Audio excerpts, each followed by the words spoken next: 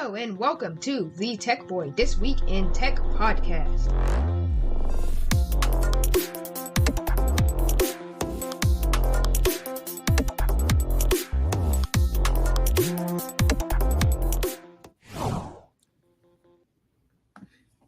Good morning, evening, afternoon, ladies and gentlemen. We got it. Behold the Galaxy S24 Ultra, 512 gigabytes, 5G, and the AI capabilities all stored in on that device. So I know you guys want to hear so much about it, so much about this device, and we are going to get right into that. But first, a word from our S-Pen sponsor. That's right. With Pentastic application, you can change the sound to anything that you want it to be whenever you insert and take out your S Pen from the phone. You can have it play its pre-built sounds. Have the Intel sound effect theme there. Obviously not sponsored. Wow, we already got a comment. Good morning. Hey. All right, we already got a comment. And yeah, I also had it to play the national anthem, but then I figured out that was a minute long, and I do not want that to go off every time I pull out the S Pen and then push it back in. That's like 2 minutes long of song, which would be annoying because the speakers are so good on here and so loud and so amazing. Just all right, so yeah, so I have the notes here for today. Let's see, we got to talk about the anti-tech stances of some people. We got to talk about the article that rebuffs that some of those stances. The S24 Ultra, the Copilot Rewind. What does this say? Oh, Photo Loop AI. Amazing. You guys got to try it out. SSA LCW updates. The TechBoy site updates, Ava Harper, and Matt Walsh's AI stanchions. So let's talk about the one and only Ava Harper. If you guys don't know who Ava Harper is, that is our digital Instagram influencer with over 200 followers. And this actually ties into Photo Leap AI. So with the power of the Galaxy S24 Ultra, which is really smooth, I got the screen up to the brightest settings. It gets hot sometimes, but we got 12 gigabytes of RAM on here, 512 gigabytes of storage. It's truly an amazing device. And I've already used up most of that RAM. I've been hitting up to scores of 9 gigabytes, 9.1 gigabytes of RAM already on here. I mean, actually, I'm just using it as my computer. Like, forget this thing. I'm just using it to live stream. Once my laptop comes in, I mean, this thing's gonna sit on a shelf somewhere, probably. Okay, while Instagram is loading, because it's so slow, I want to show you guys this. So as you guys know, Photo Leap is a free but also paid photo editing application, and also has AI built into it. Okay, so I uploaded the face picture of the Ava Harper. And you get 5 free chats with it an hour, 5 free images an hour, and it generates 4 images for each combo. So that is 20 images, and I picked the best ones with the best, what's it called? With the best outfits and the best backgrounds, and I picked them all and edit them in with the Instagram mobile application, and actually was able to make what do they call them on Instagram? A reel on here. Yes, because this phone is so fast, it actually makes sense for me to be cutting my own videos and uploading them here, which is why we have our new videos up on YouTube. Those are all edited on device using applications such as LumaFusion and what's the other video editing application? Villa? No. It's not Villa. It's another video editing application. And as we're waiting right now, as we're talking right now, this application called SDAI, stands for Stable Diffusion AI, has an offline AI image editing application. Now, the modules on here, about 1.8, that's a lot. 1, 2, 3, 4, 5, 6, 7, 8, 9, 10, 11, 12, 13, 14, 15, 16, 17, 18, 19, 20, 21, 22, 22, 23, 24, 25, 26, 27, 28, 29, 30, 31 plus an extra one. I just counted again. about 31 to 32 gigabytes is how much the configuration files take. So we will be waiting that as it downloads to my device. I also got Android Nix on here, really fast, really fluid. Just the mousing of the VNC thing is a bit off. And the keyboard is good. And actually, as we're waiting for Ava Harper's profile to load, let's go to TheTechBoy.org, which has an average load speed of about 2.5 to 3 seconds, depending on what platforms you're on. Mobile actually loads faster, according to our Sweetrix analytics data, which we have to get back to. And as you guys might have noticed, I'm actually using the always-on display on my Galaxy S24 Ultra, and it's set to 120 hertz. It has the maximum brightness turned on. We're using every computer, and that'd be more effective use of testing, especially for video editing. Anyway, the Galaxy S24 Ultra. First impressions, here we go. All of this was written and edited on device using online AI models, typed on the Samsung keyboard, and edited with my Galaxy S Pen, which it's amazing. I mean, you have these air actions, which are kind of hard to use sometimes, but if you know how to use them, it's really good. Like this action, you have to click the button here and then go. It's gonna take a screenshot on the screen. Oh wait, no, turn the font down. There we go. It took a screenshot on the screen, and now I can write all over it if I want to. I can crop it, I can pin it. It will extract text. Amazing. And when you put it down to the screen, actually, you guys have to see this on camera. Of course, we got the most important app on the phone here, the Bible app.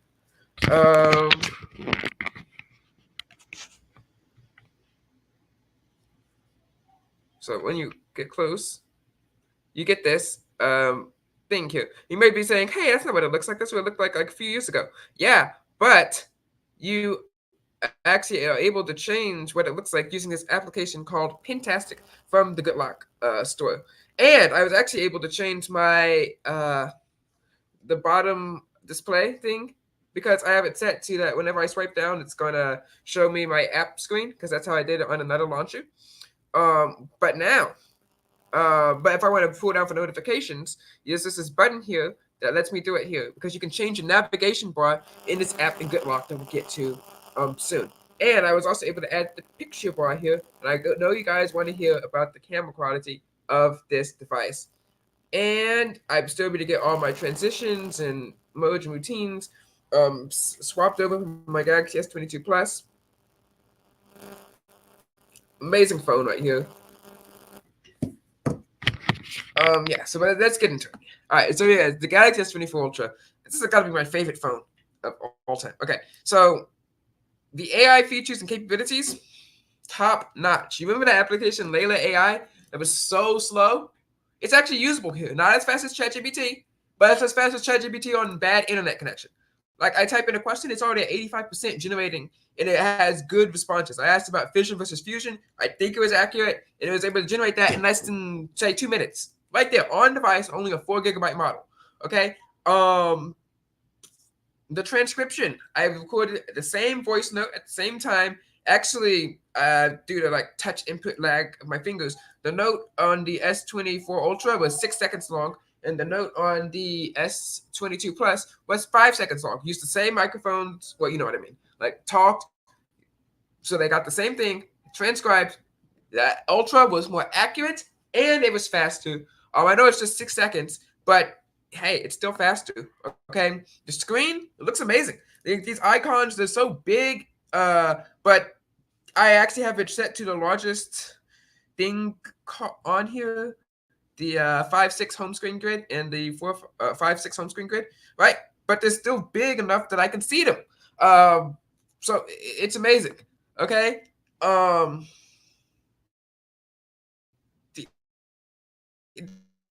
The S Pen writing in the text box, I turned that off. Okay, I still need to do some signals testing, some battery testing after the battery optimizes, and I'm using it normally, not like on it all the time for like productivity use. Like I'm using it for Instagram, video editing, web browsing. Okay, we have 600 tabs open in Chrome, 90 tabs open in Samsung Internet. Okay, it's always connected to mobile data, constantly generating AI images here, and Oh, we also tried to get Vectors VM working, which, side note, the people who are behind Vectors VM, totally awful, despicable people, okay? They're like people that we would put behind on the cancel the vote campaign, okay? But that's a side note there, right? Unfortunately, the phone is too new, so hopefully these awful, despicable people can, do their job and make it supported for this phone. Okay, I was taking lots of pictures outside, 250, 12 megapixel photos, okay? And the battery life seems to be good. It doesn't seem like it's draining all the time like an S22 Plus, even though I have charged it multiple times. Okay, so what are the downsides to this phone? Well, the camera does load slightly faster. I've been able to notice that. Like, I'm going to touch the camera button down on my taskbar. And to be fair, I'm going to close it out so it's not loading in RAM. I'm going to click the button. And now you can see the image on the screen. And then you take a picture. You got motion photos on here. I took it, moved it, took it, moved it, took it, moved it. And it's not blurry. So that is an improvement over the phone. Now, this is obviously taken in regular 12 megapixel mode. Here's some images here. I'm going to make my screen a bit bigger.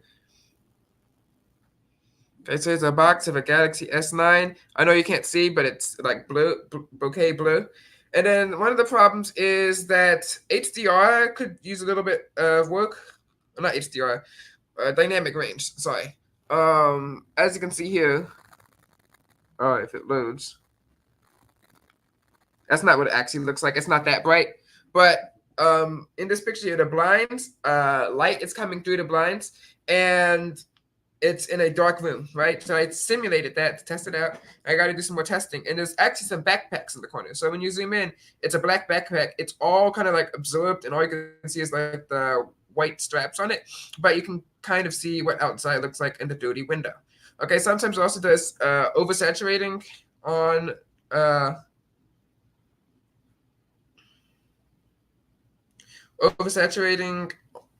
of things, especially when you zoom in. And once you get past 10 times zoom, there's a bit of lag, input lag when you take the photo. So I actually have some photos of a plane here, zoomed all the way in. But first, here's this thing of some wasps, 30 times zoom, right? And we say, hey, this looks like a great photo, right? Except that window, it's just dirty. It's not a frosted glass window like it makes it to appear. And the wasps look like art pieces from this point.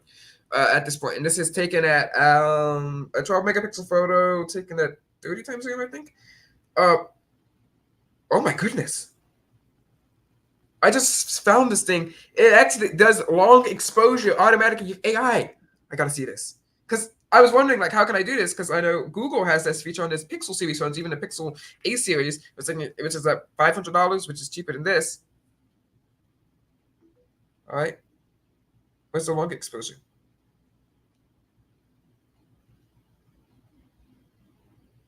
All right, just creating it right now. And this phone, so good, feels so good in the hand. You can even stand it up, even if the S Pen issue with the button thing up. Wait, so let me put this back in so I don't lose it. All right, it's an okay long exposure, I guess. It has like the things, blurred out. I'm not gonna save it. Okay. Okay, it takes good photos. Like, it's not as oversaturated, though it can be oversaturated. Like, here's a photo that I took.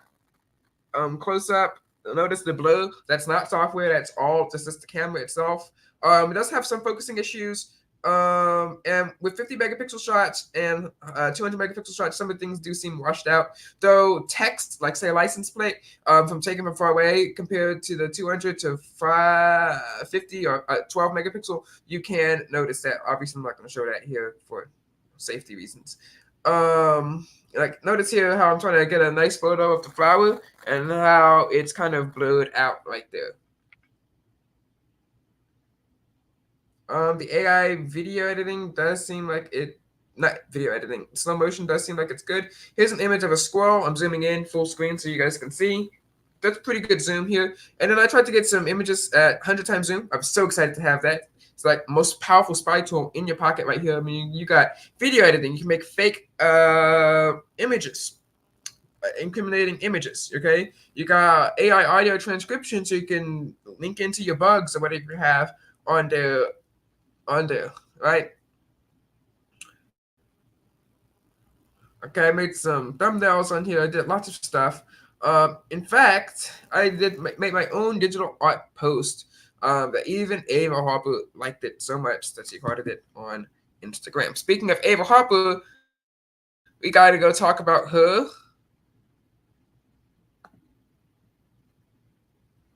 So, as this is loading up, just know that this is one of the most amazing phones that I have ever used in all of my life. Better than the new phone. Great. I mean, better than the A71 5G, even though it had a what's it called, micro SD card slot and headphone jack. I mean, this is just an amazing phone. It's a work of art. It's, it's great, and we got to put it through some testing, and you will hear the full thing. I mean, the full review. Okay, here we go.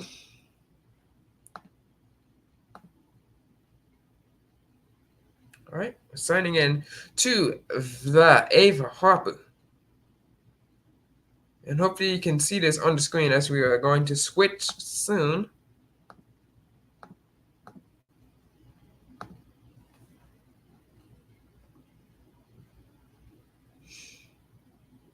It's loading. This computer has been having some connection issues for some reason. In fact, speaking of connections, this phone's Mr. The boss said it had bad connection, or it could just be his network or anything like that. I haven't done any formal testing or anything with it. I haven't really gone many places with it. But there's one thing I want to talk about. It's the mobile hotspot of this phone. You can now switch between 2.5. I mean, no, sorry, 2.4, 2.4, and 5 gigahertz hotspot connectivity. I think that's a useful feature here. Okay, you also got auto hotspot, QR code hotspotting, and prioritize real-time traffic such as games and video calls that are sensitive to lag. I'm going to turn that on because this is getting hotspotted right now. Also, this phone is just so smooth. It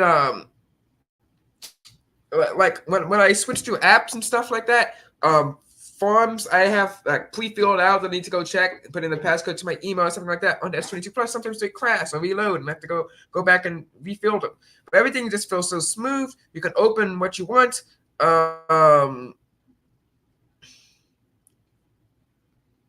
Opening the dialer, it's fast. Just amazing. The only problem I had with this phone was with the application called Prisma 3D. I was making this little 3D world, not too complicated. Okay, I had about 3 gigabytes of RAM left. I checked, so it's just probably with how badly the application is coded or something like that, because it's been giving problems. But I was making this 3D world. It's not very complicated, right? It's not like Blender level. I can even get Blender to run on my computer. All right, so it has this picture of a truck on a plane and on a computer monitor with walls all around it, and then the TechBoy on it, words on it. You probably can't see the words because they're covered by a fence. But that's the 3D world I was playing around with. Okay, I mean, I've been 3D scanning on here. I've been doing some drawing, but you're gonna see some of my craftsmanship on here. Downloading videos, playing videos in the background. In fact, there's a screenshot. Oh no, I got moved to secure folder. But a screenshot of me on Roblox and chatting with someone on Instagram and watching YouTube all at the same time. One of the problems that I have been seeing with this device is I'm going to show it to you on air. Okay. So let's say I want to pull down an application from my notification shade, or let's just pull it in from the edge screen, right? So here we have an application. Let's do the phone app, right? So I drag it here into pop-up view. Normally it should let me put this back so you guys can see the full demonstration. All right, here we go. So I'm going to drag in an application from the app screen. All right, do you see how smooth that was? Let's do set. No. Settings is let's do news. All right, so I pull this down. It's Samsung's built-in news app, and you do here. So what it should do is it should pop up here. Unfortunately, oh, it got fixed. Let me try something else. Okay, let me try a secure folder app. Okay, so I'm going to drag down Instagram, put it into pop-up view, and oh, wait. Let me try something. Okay, I'm going to open the Bible app. So let's see, the Bible app is open, and now I'm going to open. Let's try news again. The pop-up view. So you see that when an app is open and pop-up view is down there, for some reason it goes all the way down there when I wanted to pop up here. But of course you can drag it in, and then you can do your normal stuff. You can change the opacity of it. You can switch it to split screen, which yeah. So for some reason when one app is open, it changes where it will drop the app. So I find that to be annoying. But everything else, except for like the slight heating thing, but there's no case on here. And this is obviously titanium glass back though. Just amazing phone. Best reviews. All right, here we go. Ava Harper. Here we go. Ava Harper does not want to seem to load today. I like the handwritten notes and stuff. All right, so here we go. Here's Ava Harper's profile, and this is going to demonstrate the power of the AI-generated images of the application called PhotoLeap. You don't even need an account for this. It's all free. 5 free generations, so about 20, because it's 5, and it generates 4 images for that. So I looked up some fashion trends for this, and the images were really good. And I don't even have to use that stupid photo swapping application, Fitmoz, I think it's called, to photo swap stuff. The face swapping, which is really slow, and the watermark. Here we go, PhotoLeap. The only thing it doesn't do for free is put it in 4K. You have to pay for that. So here we go, Ava Harper, and as you guys can finally see on the screen, hopefully, no, not yet. There we go, Ava Harper, who is a digital influencer. So you pay her, and she'll put out some ads for you guys. 247 followers, 132 posts, and 32 following. Great ratio, I think. I'm not an expert, but here we go. So these are all generated with our traditional web-based AI applications. So Leonardo or Playground AI, and then face swapped, and she looked like that. But I mean, look, here we go. This is uploaded onto my phone using PhotoLeap. Of course, it's online. It's not on device AI generation, and some of these have filters built into them. But here we go. So this image was face swapped, and now we have that's the base image for all of these here. I type in my prompt, and I think I'm doing a good job. I mean, look at the quality here compared to the previous images. This is a filter. Like as you can see here, the clothing is better though, since she is white. Every time I type in a white girl for the generation, it always gives her white clothing, like white. Okay, that's blue. White, and then I think this was based off something else. So if you're specific, you'll get different clothing styles. So I was specific. I went online, Shine or whatever, and it gave me tips for that. And then we have our themed reel, because isn't it like Celebrate USA Day in Florida or something? So here is our themed reel for the thing. Some of these are based off of the new software, and some of these is based off of old ones. So here we go.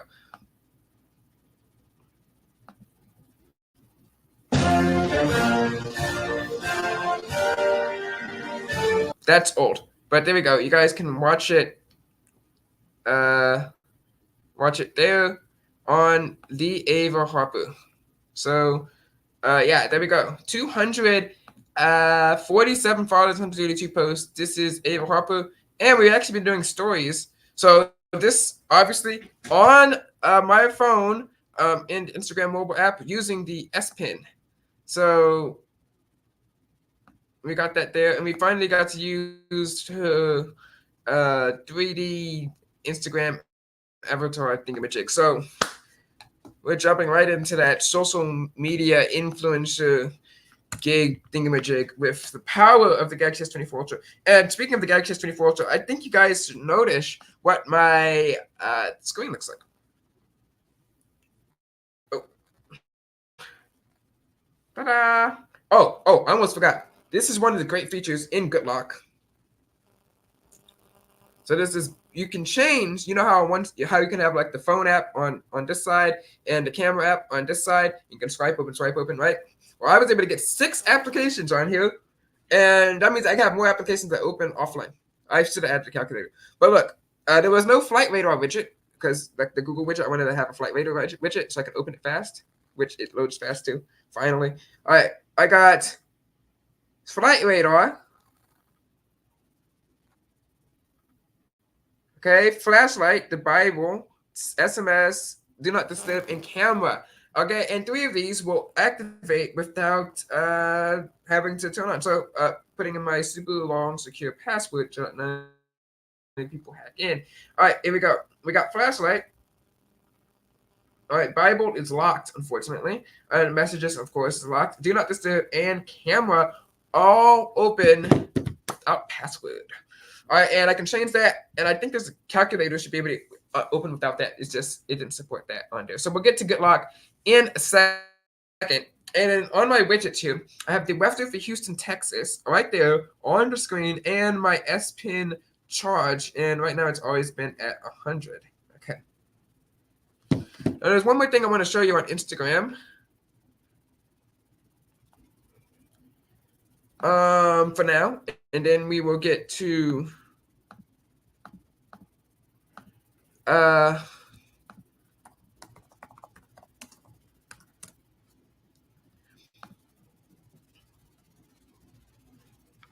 this was created on my Galaxy S24 Ultra device.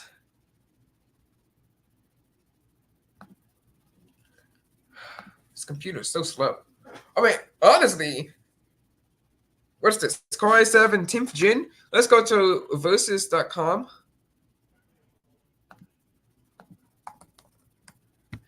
I think the Snapdragon 8 Gen 3, because it is doing some impressive AI tasks. Okay, absolutely impressive. Offline voice transcription, really good. I haven't tried the phone features yet. So let's do i7. And don't worry, we're going to get to the inflammatory rant part of the podcast soon.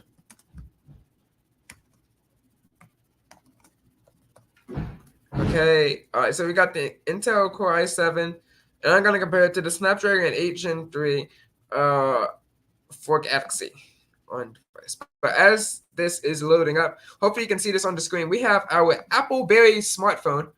For those of you who don't know, this is a phone design that's mentioned in the Green Ring Conspiracy episodes. It's a phone company. So this is based off of 2010 smartphones, which is when they taped it because it came out in 2011. And it's called the Silver Appleberry smartphone. I hope you guys like. I mean, look at this. We got the silver accent, right? And this was all made in pinup with the device, S24 Ultra. And look at the notification LED. There is a dot right there, and then it emanates brightness from it using a shading feature on the phone. And I know you guys can't really see this QHD display. You have a, you know how they have in the phone commercials where it's kind of like black-ish. Here you have it right there, and then we have our Appleberry logo, which is some logos, and then it has some berries, and then they get chomped out by the apple eating right there, and it has a sheen right there. It has the bezels there, and it has a keyboard that pops out, and you can type on it while you see the screen. And then you have the home button like iPhone 4, which came out in 2010. And you have the Appleberry logo, Appleberry, Silver Appleberry smartphone. So yeah, amazing. So we have the Intel Core i7 10th Gen. Hopefully you can see this on the screen.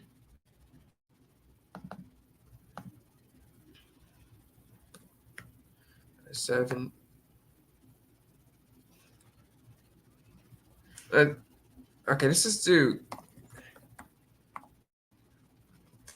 because I don't know the specific number. Here we go. A Galaxy Book Flex Alpha 13.3-inch i7. It doesn't matter how much RAM we have on there. Versus S24 Ultra. Back off. All right, here we go. Because there's fixed number RAM on the phone. Oh my gosh. Even with the 256GB version of the phone, it is trouncing my. Wait, that's the wrong laptop. Never mind. Actually, it's.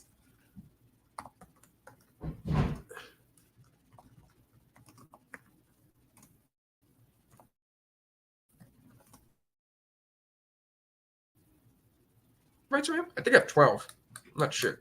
And then S24 Ultra. I think the laptop actually had the advantage on that one. It was still getting whooped. Nope, still getting whooped at the same score, 100 to 60. It's crazy. Obviously, no sane person would buy this at $100 on eBay. Like I bought this years ago, and it was 500. So don't buy that for $100 on eBay. Okay, so let's look at the chip here. Who is the why S24 Ultra is better? 4.4 times faster CPU speed. Yep, let's just forget this. I'm putting a dock on here and figuring out how to use my Linux instance so I can stream using my peripherals. But forget this laptop. Like, the only Windows software on here that I probably use is DroidKit, which I was used to bypass something on here. And once Vectress, with its awful people, figures out how to support Windows Android 14, we're good. Once I get my laptop, okay. Let's see what we have here. It's standard, which whatever. It's phone versus laptop. Okay. And I'm gonna get 7 years of updates on here. Okay. I have the higher resolution display on this phone, which everyone says is anti-reflective. It kind of is, but I can kind of see smudges and stuff, especially when I go outside and like see what I wrote on the screen using a pen. Though it is not as reflective, I can say that. Though hopefully I don't ever get lost and have to signal a plane. That would be bad. Okay. Higher resolution display, higher resolution pixel density, which makes sense. I mean, if you look hard, yeah, you can kind of see the pixels. Touchscreen works on here. The brightness, a lot better. I don't know why it's saying it's 1,200, it's 1,700, 7,500, 1,750, something like that. But it has a faster CPU speed. What about GPU? And a much faster GPU speed here. Yeah. So yeah, this phone is amazing, and it's actually better than my laptop. So honestly, I shouldn't be using this. And before we go, not go, but move on to the next topic here, we got this case in from a company that we were supposed to review it. I did, and it kind of broke. But then I looked in here, and it said Galaxy S23 Ultra. So I asked them for a new case, and once they send in the correct case, it should be coming in soon. All right. It should be reviewed soon. So yeah. Anyway, this phone, first impressions, amazing. All right. Now let's go to our agenda here, which has been so nicely held on by the device. All right. All right. We're gonna talk about Copilot AI Rewind, and how that stands in with the anti-tech stance of certain people. All right, let's head on over to the news site NTB. All right, and I actually want to start off with some positive news.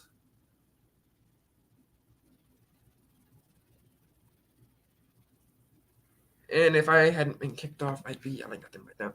Speaking of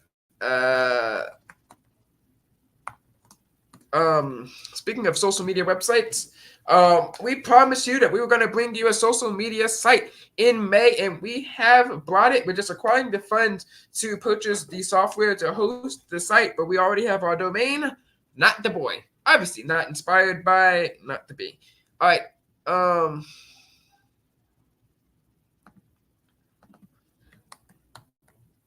and it's gonna be a pro tech Christian social site.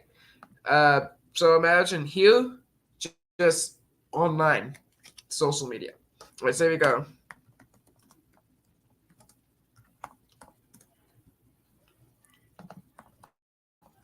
So here we have a pro tech article that I want to show you here. Actually, it's an interesting take here because usually from some people over on the site, it's kind of like, well, you see, we don't want screens and projectors, blah blah blah blah blah blah blah. And then I go in and I'm like, why not? And whatever. Like we want to bring out chemicals or whatever. Anyway, this article here, which hope you can see on the screen, it's just about some typical Christian song getting played on ABC, American Idol, whatever. I don't really care about the song. Anyway, here we have the second. The staging, the lighting, the sound, the singers, and the music was top notch. Okay, now let's keep this in mind here. Imagine that this is a pro technology stance. I mean, he's complimenting the screen and the lighting, which I'm going to mute this here because copyright. Let's look at the screen here. And it's taking some time to load. But I mean, I've never heard of that before. I've never heard of anyone uh, actually complimenting the screen. Uh, I mean, look at this. It's amazing. But I've never heard of anyone. That's the screen. That's not real. And the lighting. I've never heard of anyone actually going in and saying, "Hey guys, look, the screen looks good." Not, we don't need a screen or electricity. All we need is nothing. I mean, it's in like literal every episode. You know what I mean? All right. But so I commend them for that pro tech stance. Unfortunately, here we have an anti-tech stance, which is kind of sad. Copilot Rewind, which I have not been able to play around with it yet. No, Recall. I've not been able to play around with it yet. Yes, Recall, not Rewind. Okay. I went to Best Buy and played around with some of the computers there that had AI plus Copilot integrations built in, but Recall was not in there yet. Okay, so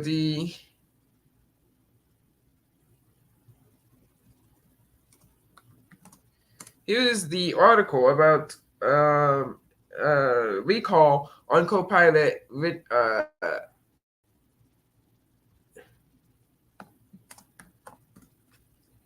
Recall on Copilot written by Neo over at NTB. Here it is. Microsoft Windows, which they don't like Microsoft or Apple or Google. I think they like Samsung. I mean, Samsung never did anything to them. So it's any American tech company. South Korean ones are fine. Here we go. Microsoft Windows will soon begin remembering and understanding everything you do via constant screenshots. Okay, I didn't need any reason to stay away from Windows, but it sure was nice enough for Microsoft to give me one.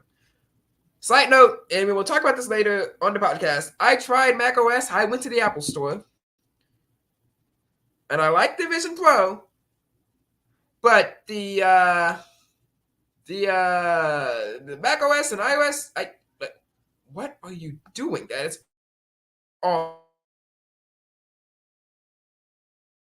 awful. Okay, recall by taking constant screenshots. Okay, it's the new pitch for the AI PC. It has a quote unquote photographic memory, and they can type in details about the file using the locate on the PC's digital memory chronologically. Right, these screenshots are stored on device, and they use AI to search through them on device using NPU in these new Copilot Plus PCs. Okay. first of all, this is a massive, huge overreaction from the site. First of all, the feature is offline.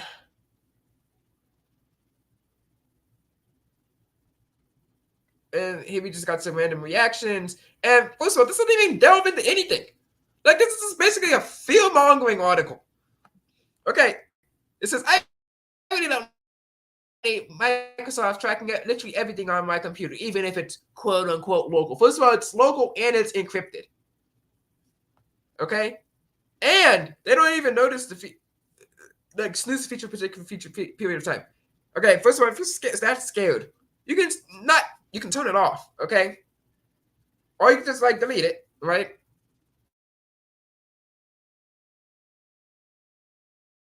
Would be digital forensics experts who would have to go on device and extract the software, which is kind of scary, right? Not gonna lie.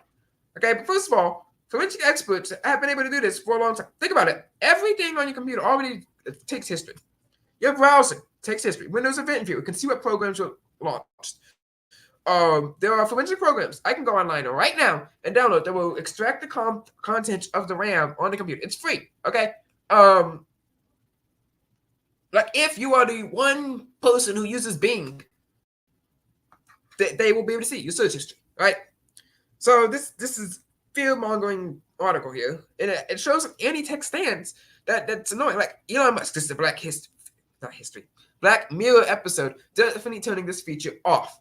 That's his choice, but he doesn't have to go around and scare people about it. The year of the Linux desktop, it beckons. No, it doesn't. No one wants to use a computer system that looks like it was designed for the 90s.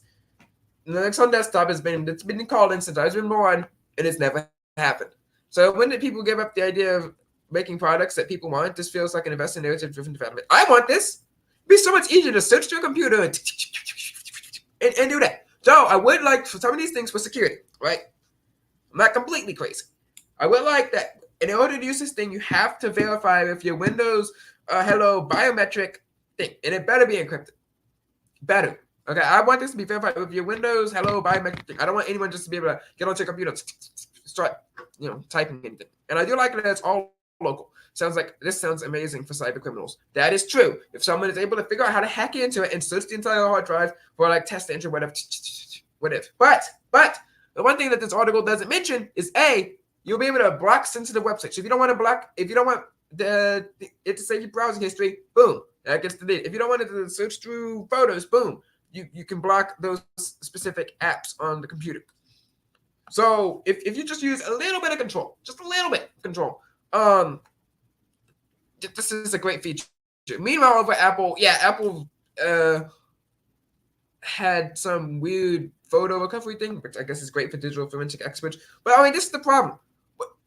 Like last week, we talked about Michael Knowles'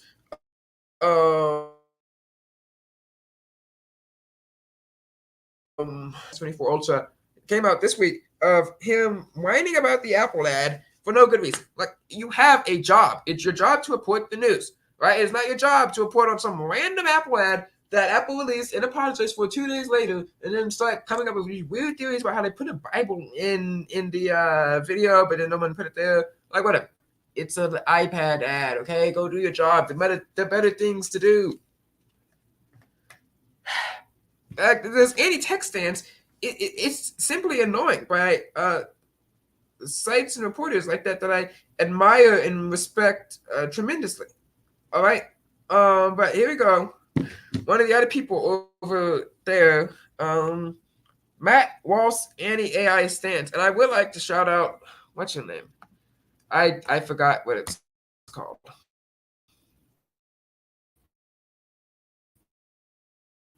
Her name. Sorry, I forgot her name. Yes, Ashley St. Clair, who is in that calendar article thingy that was trending a few months ago. All right, so I would like to read to you something that he wrote.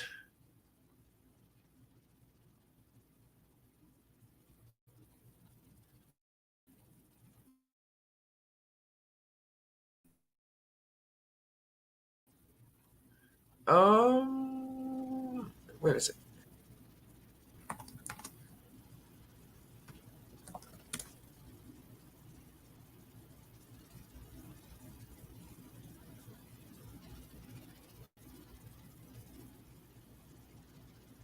Here it is. Here it is. Quote. All right. It's loading. Like, you want to be bad about something about tech? All right. So this is from the Wendy's is using AI to automate drive-through ordering, which is fine because those people can barely hear you anyway. Unpopular opinion, but there should probably be laws against this. AI is going to wipe out 80% of the jobs on the planet if we don't do something. And like, if if you want to legalize something, legalize the use of AI to what's it called? To commit a crime, right? If you want to commit a crime using AI, and you do it and you follow through the crime, that's illegal, right? That's already illegal. But using AI to replace a job should not be illegal, okay? I mean, there will always be jobs for humans. And then when you go down into the replies, here's Ashley St. Clair, the lady. Call me idealistic, but there's a lot of room for us to get into autonomy back and create beauty again. There'll be a plethora of new industries that will hopefully replace obsolete jobs.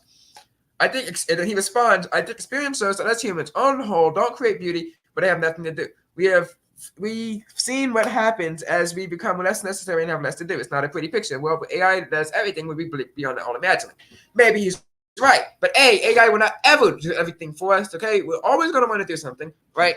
And second of all, did she ever reply? It's too early to be bleak. AI won't leave us with nothing to do. I don't think a repetitive, purposely job because people do are very driven the population as it stands. Exactly. She's right. Okay, and then Joel Berry. We've had these same issues during the Industrial Revolution, and there is a painful adjustment period. But we benefited from it in the long run. Then there's more than saying that. Exactly. That's what I'm saying here. Like, if he lived back in the 1800s, and I know I'm quoting a Novacom representative here, which sounds really bad for me. If he lived in the 1800s, I mean, he probably would have been against trains because it takes away the jobs of important stagecoach drivers and takes away the localized community, right? I mean, he's come out against social media for teenagers. Like, he just wants to illegalize literally everything. Like, that's his entire thing, which is fine when he's talking about the news. He's mostly right. But when it comes to people about tech, like, last year, when the Apple Vision Pro was released, he started talking about augmented reality, and he had no idea what he was yapping about. He was like, Apple wants to augment your reality, which means it makes you which means Apple thinks that your reality is boring and wants to make it better. No, that's not what augmented reality means. Augmented reality means it's going to overlay something on front of the screen so that you can be more productive, more useful, or watch a movie. And I've used Apple Vision Pro. I went on a demo in the Apple Store, and it was amazing. Now, when I buy one, no, it's a waste of money. It's $3,500, and I asked the guy. He was like, "I have a Meta." Like the guy who worked at Apple was like, "I have a Meta Vision Quest 3, right?" He went in there. I was able to play games all day, but I didn't really see a purposeful use of it except for watching movies. But we have a TV, we have phones. You can get your own VR headset. You can get your own glasses for $400. But it's neither here nor there. I'm saying he does not understand how this technology works. It's beneficial technology for people. Or it will be beneficial, especially when there's more competition in the space. He just doesn't understand technology. So his takes on technology are atrocious. Okay, he's like, I think we should ban, and I get it. Like, especially now that X allows you to make money off of posts and stuff. I also if I had that kind of pool and I could like say stupid stuff I can double down on, and then like I kind of sort of agree with. Yeah, sure. Like I think teenagers should be banned from social media. Like what? Okay, seriously, if you just make a law against that, which I don't get why you have to make all these laws for stuff. Just like go local or something. Like you can be anti-teenager on social media, right? Which I am or was and kind of still am not on it, but I just think it's like it's a waste of time to be on all day, like those Instagram reels and stuff like that. Like really, who has time to be watching that? And you can be out doing something. Like I try to use the most powerful, productive apps on my phone. I didn't buy a Snapdragon 8 Gen 3 phone to like watch TikTok all day. But that's not the point. No, I'd be okay with banning TikTok. No, I wouldn't be okay with banning TikTok. But I'm saying like banning them for teenagers because you say it's bad for them. Yeah, maybe, but that'd be even worse for them if you took it away and you try to like have all these people. But I've done research, and my research and experience qualifies as called being in school for multiple years, and which is more research than he's ever done because he was in school a long time ago. I'm saying like the people that primary user are using it to connect with their friends who move far away or switch schools, stuff like that, right? And all their friends, they don't live on the same street as they do. So this is the way that they can use to connect to them. Now, I don't know why they can't use SMS texting or anything like that, but I guess SMS texting is kind of bland and it's cheaper if you have Wi-Fi, which most schools have nowadays. If you don't have an unlimited data plan. But that's not the point. I'm saying that you can't just go around banning stuff just for the sake of banning stuff. AI has been a good impact on human civilization for now, right? It's saying that I don't think there should be laws against using AI to replace someone's job as long as the job is done to the standard or better than the standard that it's given. And obviously, we shouldn't have him pushing for these laws, given that he does not understand how the technology works, or like he doesn't understand how augmented reality technology works. He thinks that all that phones should be banned for kids or something like that, which like a law, that's crazy. Okay. And social media should be banned for kids as a law, like age verification, which is insanely crazy, and people just going to sign up from different countries anyway. Which he should know, given that for the past 5 years he's run VPN ads, though, which is crazy, because I'm pretty sure if you asked him to explain how a VPN works, he wouldn't be able to do it. But it's fine. That's not his job. It's his job to report and analyze the news, not AI tech replacing some random Wendy's worker. Okay. Second of all, there'll still be jobs required to maintain AI. There'll be jobs required to who do you think put the sign there in the first place? Who do you think put the sign there in the first place? If people want it and it's good, then they'll just be there. Okay. So if people want AI drive-thrus, then they'll be there, right? But there'll always have to be someone who has to install the AI-powered drive-thrus and manage it and monitor it and do all these jobs for it, right? And as Ashley was saying, people can go create more beautiful things. They can go create their own art. I mean, think about this. Even the AI art generators need seed prompts, okay? They need images from artists to work. They need for Ava Harper, they need my imagination and research to work. Okay, Ava Harper's not just growing out of these AI image generators for nothing. I have to go online, look up fashion trends. I have to do my research. I have to come up with my own prompts and things like that, right? Ava Harper's not just posting herself. I'm not sitting there and she's posting herself by herself, which would be neat if she could. Anyway, I still have to respond to comments and respond to messages and stuff like that, right? Human creativity will not be replaced by AI, and it will be fine. And we don't want to get behind to other nations that could potentially use the technology to hurt America just because we made it illegal or wanted to put a 6-month pause on it for now. We gotta go in now. We gotta go in and do our research, right? I don't think it's gonna be really dangerous. Like now maybe we shouldn't put AI on weapons and leave them for sale right now. At least leave the weapons. That paintball AI looks pretty that's not gonna kill anyone. Yeah, maybe we shouldn't leave them sell just for the government. But this AI technology, I think we should be investing in researching and developing it. Okay. Could you imagine if we just sat around in the 60s, 70s, and 80s and US they can go to the moon. But we'll just use our computers. We'll just use our human computers. What if there was 4 people on the moon lander? Okay, so you had the astronauts, and then you just had some human computer on there who's doing the calculations to land on the moon. We all crashed and burned. But if we had a law that said, hey, you can't use a digital or analog computer to replace what a human computer can do, then we would have never made it to the moon. Which is one of the big accomplishments that he likes to talk about on the show, rightfully so, which is a big accomplishment for America. What if when cell phones and landlines that didn't need the operators to come out, he was like, hey, we should have a law that says no replacing operators in cell phones, and no replacing operators on landlines, and no replacing pay phones with cell phones, right?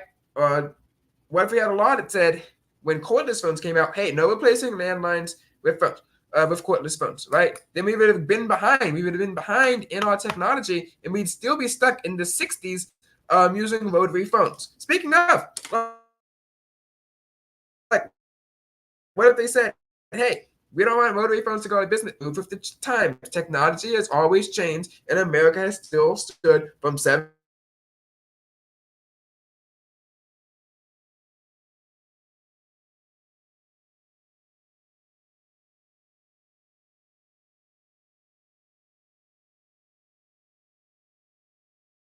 still stands. Hopefully, it still stands until 2025 and 2026. AI is not going to destroy us. It's not going to destroy the world. Okay, it's not going to lead to a mass group of teenagers sitting around with nothing to do. Anyway, right? Social media hasn't done that yet at all. Social media hasn't done that yet. Let's go back to our example. In the 1980s, computers were switching from CLIs to GUIs. What if there was a law that said, hey, we don't want that? We'd all be stuck using Windows Terminal like it's 1977. Unless, of course, you want the e-level Linux from desktop to come. Then, of course, you're still stuck using the terminal. In 1990, right? We didn't say, hey, let's legalize the internet because we don't want libraries to go out of business. Guess what? It's 2024. Libraries are still here. There's still some down the street from me, and I could go and bike there if I had a bike, or take the train there if I wanted to. And guess what? Libraries are still used. People still like to read books because people are nostalgic, and there's also some information in books that isn't online, readily available because books are really big. And they also have computer centers there. So what I'm saying is, just like phones replaced the telegraph, and then phones developed into smartphones, cell phones and smartphones, and replaced landlines and PDAs and payphones, and just like the internet kind of replaced, the library, just going the encyclopedia and all of these places. Some of these things learn to coexist, like library and internet and books. Some of these things still exist, like landlines. Just most of them over VoIP now, or CLI computers, which still exist. You still have Windows Terminal, PowerShell, and the Linux Terminal, and all of this. Right? We've been through all of this before, and America still stood. The world still stood. Civilization still stood, and it's great. So we don't need to be so down and sad that some random Wendy's, and doesn't even say what state this is in. No, it doesn't. Fresh AI to automate drive-through ordering. Now, one argument he could say is, hey, well, it's now we don't have this human connection. Except, A, you're an introvert. You talk about that all the time. You don't really care about the human connection. You just want your fries and things like that. And do you see AI replacing fries and burger flippers? Kind of. But you go into any random Waffle House or McDonald's, you'll still see people. You'll still see people back there making the food, and they will still be back there making the food for the foreseeable future. And when AI does replace those jobs and makes it more sanitary, or if AI does come for jobs like surgery, things like that, there will be other jobs for them to move into. Never before, never has technology replaced a job, not created any new jobs. Let's say 1950, there's no computer was repair and electronics stores, not that many, right? Now, since the 1980s, computers become popular, desktop computers become popular. Guess what? You have electronic stores and computer repair shops, right? Cell phone repair stores didn't exist until the cell phone exists, etc. When we get actual AI devices, which I did talk about on the podcast yesterday, though it was last week, so it's laggy, so I guess we can talk about that now. We do get actual AI devices and not scam ones like the Rabbit R1 and not super expensive piece of junk like the Humane pen. Guess what? There's going to be a service for pinning those services, right? There's going to be a service for coding the next AI model.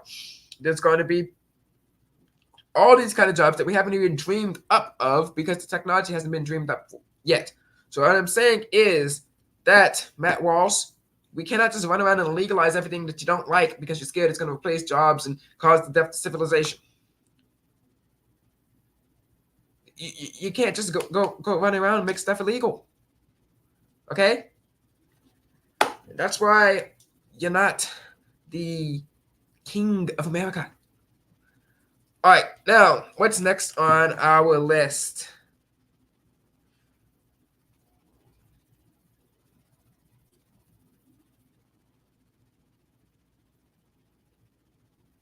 We have... We've been through almost everything. Okay, great. But we still have to talk about a lot more. So, as you guys know, Houston-based, what do you call him? YouTuber, CoffeeZilla, who will still have a job, even with the advent of AI investigating scams. CoffeeZilla uncovered the scam from the Rabbit R1 device. Essentially, the founder of Rabbit R1, before going on to found Rabbit, created this, and I kid you not, carbon neutral, I think. What's the thing above carbon neutral? It's not about to check. Like it puts carbon back in the earth, I think. Or something like that. Carbon negative, something like that. Yeah, carbon negative cryptocurrency that made you money. It was some random carbon negative cryptocurrency scam, right?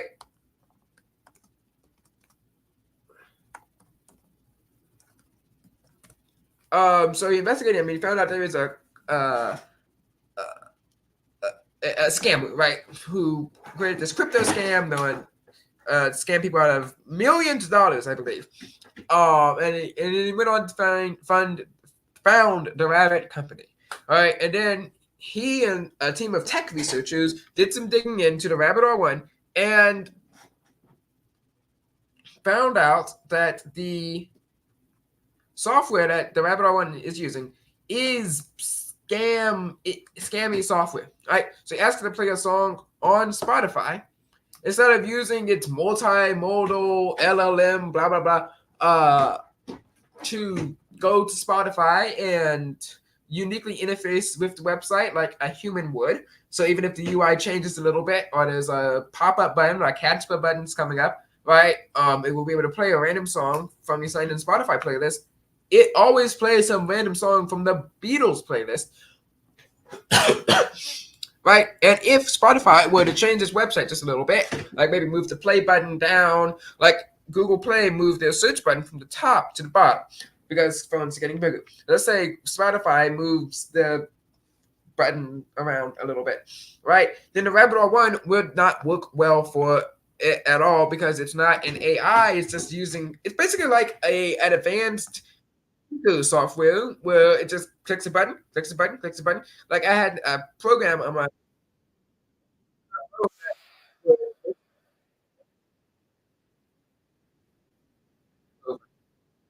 so we have the $30 million AI that's hiding a scam from CoffeeZilla. So without further ado, and I know the people over at that podcast hate it. What's the name of that podcast? Audio Theater Central hate that phrase. So sorry. Let's get this. Is a tech product that has raised Oh, wait, I'm muted. tens of millions in venture capital, promised the world, and delivered on almost none of it. Worse, though, it's built on a scam that the founder is now trying to distance himself from.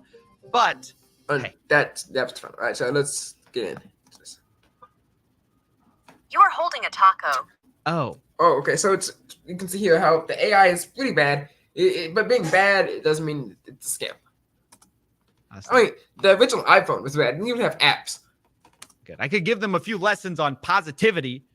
Turns out, basically everyone in the tech sector tag teamed this product for being non-functional or plain wrong about things Cancel the badge. that Rabbit said the R1 could handle. Things just weren't working. But what if I told you that wasn't the biggest scam? That this company is built on something much worse. And now that I've been so cheery and positive, let's go down the rabbit hole and see what's under the hood. Yes, it's a bunch of rabbit jokes. So the first thing we need to do is go to their webpage. The R1 is created by something called Rabbit Incorporated. But this company has a strange history. It was originally registered under a different name, Cyber Manufacture Co. In fact, So this is going to go into the backstory and history of the company. You should watch the video, but we're just going to get into how the scam works.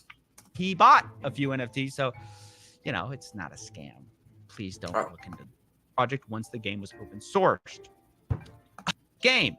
Yes, it is. Gamma is a Unreal Engine 4 scheme released NFTs.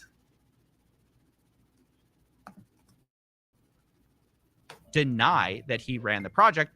He sort of makes it sound like it was no big deal, just kind of a thing of the past.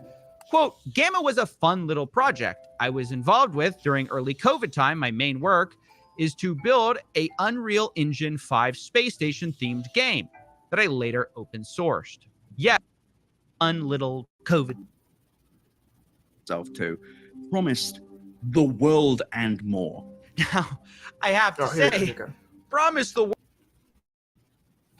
It's not a scam. Please don't look into this.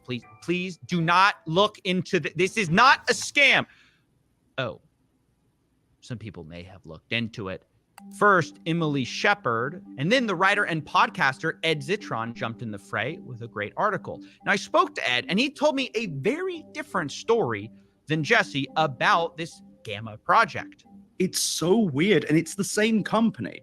And in 2021, they raised this $6 million, and then Jesse Liu, across several hours of Clubhouse, Clubhouse is a audio-only social media network, by the way. Oh, let me make this full screen. Subjected myself to promised the world and more. Now, I have. Oh, okay. So let's get to the audio from Jesse Liu, founder of Rabbit. Here we go. Truth. Jesse or Jesse? I don't want to make Gamma, or none of us want to make Gamma as a hype and dump program. This is a legit hype and dump, pump and dump, which is when you go up, you pump up the value of the stock, and then you quick coin, and then the founders go in and take out everything, and then of course because it's a fake coin that's backed up by nothing, then the prices drop and people lose their money. Team with millions of dollars of fundings behind. Basically, we're dumping millions of monies into it just to make sure that it will be a next level experiences. Okay. I have to admit, it definitely sounds like Ed is right. This is sold as whatever the opposite of a quick NFT hype and dump project is. And this is where things get much weirder. So NFT is only just the beginning, the very beginning of this. We probably think that the NFT part will only take, no more than 20% of the entire weight of this entire Gamma project. So after NFT, we have this huge, groundbreaking ideas about the Gamma boost. Okay, so he's gonna go into this, and he's just gonna sound more and more crazy. Let's get to the audio. About the current NFT mechanisms, because that doesn't matter. The clean energy and Gamma coin. Yes, you're gonna use clean energy, whatever that means. So maybe solar power, wind power, whatever, to fund the coin. As some of you guys know, sometimes that energy is inefficient and not inefficient, and sporadic because wind, solar, nighttime, wind stops. Happen using our funds. I cannot emphasize enough that was a lie. That never happened. The clean energy Gamma coin never got published or built or launched, even though Jesse said they were going to do it. They had the money. By the way, we all know it's vaporware, but oh yeah, they took the money and they didn't even launch the coin. I think it's important to really hear him sell it, because this is the same guy who wants you to take him seriously when he sells you the future of AI. It isn't. It's a piece of junk. Like Matt Walsh shouldn't even be scared. Have you seen that thing? We should send it to him. You guys should send it to him. Take a listen to the whole vision really laid out. Gamma coin, which is basically Bitcoin 2.0, that is 100% generated by clean energy. Which, how would they even prove this? And we did the math, we did the calculations to where if you own over 1,800 megawatts of clean energy generation, that means you will have extra generated electricity that you can donate back to city grid. Like, I don't know how his city grid works, but that's not how it works. I read about how you can, I don't know what that means. You can like do that with some kind of cryptocurrency mining in like the off hours, but how do you donate electricity? We gotta look into that. So the general concept is, let's say if you own a Gamma NFT, that means you own the equal portion in valuation of your NFTs at that moment of that clean energy grid that. So if you own 50% of Gamma, you have 50% of the clean energy grid? We started building in the real world. That means you own Which that. I don't think ever got built, because a massive clean energy build would be hard to miss. You know, there's a whole bunch of solar panels, wind panels, and I don't even know if you can build a nuclear thing with that authorization from the government. That power, that portion of the clean energy solar panels that generates that power, and that means you own that power. And did he use the Rabbit R1's AI to generate the script? Like that also means that you own that portion of that power, and that power will be used to generate Gamma coins. That means you can earn your Gamma coins out of this entire clean energy cycle. Did he just invent infinite money? All right. Let's try to suspend our disbelief for a second here and figure this out. Basically, he's saying buying NFTs somehow would build a clean energy grid, which you would sort of. So I guess he's saying that buying NFTs would give him the money to build the clean energy grid. And then I guess everyone would have to mine for those NFTs. Do you have to mine for NFTs or whatever on a server, which would be linked up to that clean energy grid, and then you'll own a part of the electricity that will somehow get sent to you. Maybe they'll send you a pack of batteries in the mail that you can then donate to your city. Ah, yes. Co-own, which would make clean tokens, sort of a thing. And look, I know that sounds a little insane. Look, anytime someone uses the words AI, clean energy, and Bitcoin or blockchain or whatever in the same sentence for the same product, it's a scam. These are all just buzzwords. But the funny thing is, it's sort of the most sensible part of this project, because as I learned, that wasn't even close to the end of it.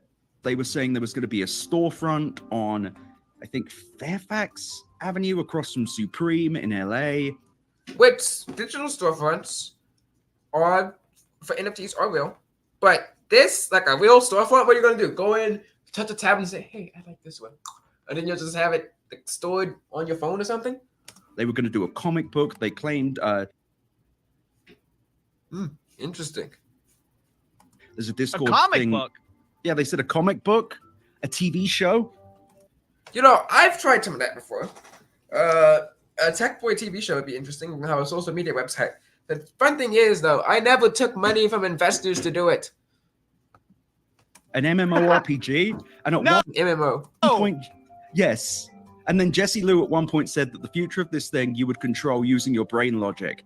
Novacom. Yes, guys, we have delved into the world of cyber AI ventures and Odyssey, where you're going to be able to control your cyber Bitcoin clean energy blockchain thingamajig with your brain logic. It is insane. You'll be able to read your own comic books, guys. Am I the only one who doesn't know what brain logic control is? Look, when I first What happens when you plug your USB-C port into your ear and a logic gate of an electrical circuit, obviously. heard this, I thought this cannot be right. This project is already crypto plus NFTs plus clean energy plus comic books. Surely they aren't going to wrap in AI as well, right? The ultimate goal is that each NPC will be powered by AI algorithms I think he's talking about for the game, which, I mean, that is the most feasible part of the project. Just link ChatGPT to it. Which, fun fact, according to this video, or the next one in the series, he literally did. They talk about how much better the Rabbit R1 is better than ChatGPT. It's just using GPT 3.5 and putting requests from that. And then you will be interact directly with them using your natural language and your brain logic. I think that will be the ultimate. Does that mean, like, instead of saying computer, open specific name program, but you're able to use natural language and like computer open, let's say like, hey ChatGPT, please open Chrome and search up Samsung and look up the S24 Ultra and put the yellow 512 gigabyte version in my cart and see how much it costs, because that's logic and how your brain would process, I guess. Goal. And when I say ultimate goal, I don't think that's like a 10 years plan. I think, in the next couple of years, we this might. This is 2021, guys. So it's 2024. It's been a couple of years, and we've seen nothing except for the Rabbit R1 thingamajig. Very good chance to achieve it. Oh, he did. He promised it in 2 years. Okay, well, why not toss in AI to the buzzword salad? In fact, I guess it maybe relates it more to Rabbit. Maybe we do have the connection, right? The brain logic interface is the connection. I mean, why not just make it the Matrix while you're at it? I mean, it surely is the Matrix to my extent, and that's crazy. To the original concept of the Matrix, that you will be reborn with your alter identity in this metaverse, and whatever you. Yes. So I was listening to this episode where Adventure and Odyssey characters are having their brainwaves scanned to radio waves so that the memories be uploaded onto Eugene's brain. This is what this guy is trying to invent. In the real world, matches the exact consequences in the. Wait, what? So it's basically a Roblox game where if you get in a car crash, AI's got a 3D produce that, and you die in a car crash in the game too. That's crazy. Digital world. Okay, did this man just do the if you die in the game, you die in real life, unironically, while selling NFTs? The answer is yes. And my only follow-up question is, if you get scammed in the metaverse, do you get scammed in real life in this world too? Look, I'm not here to stump for the bigwig venture capitalists who lost their faces on this. I'd feel bad for them too. Like, just because they have lots of money doesn't mean that I guess you could say they deserve to get scammed. Like, if they did their research, this guy's running around talking about NFT, metaverse, AI, dying matrix thingies. Like, if 1 or 2 of those buzzwords is fine. You can't have all 5 of them in the same project in 2 minutes of audio. At the end of the day, these are both consumer-facing businesses. They got real people to invest real money into both the $200 Rabbit R1 and into this Gamma NFT project. Both are overhyped. One just already didn't deliver what they promised, while the other is working on fixing it.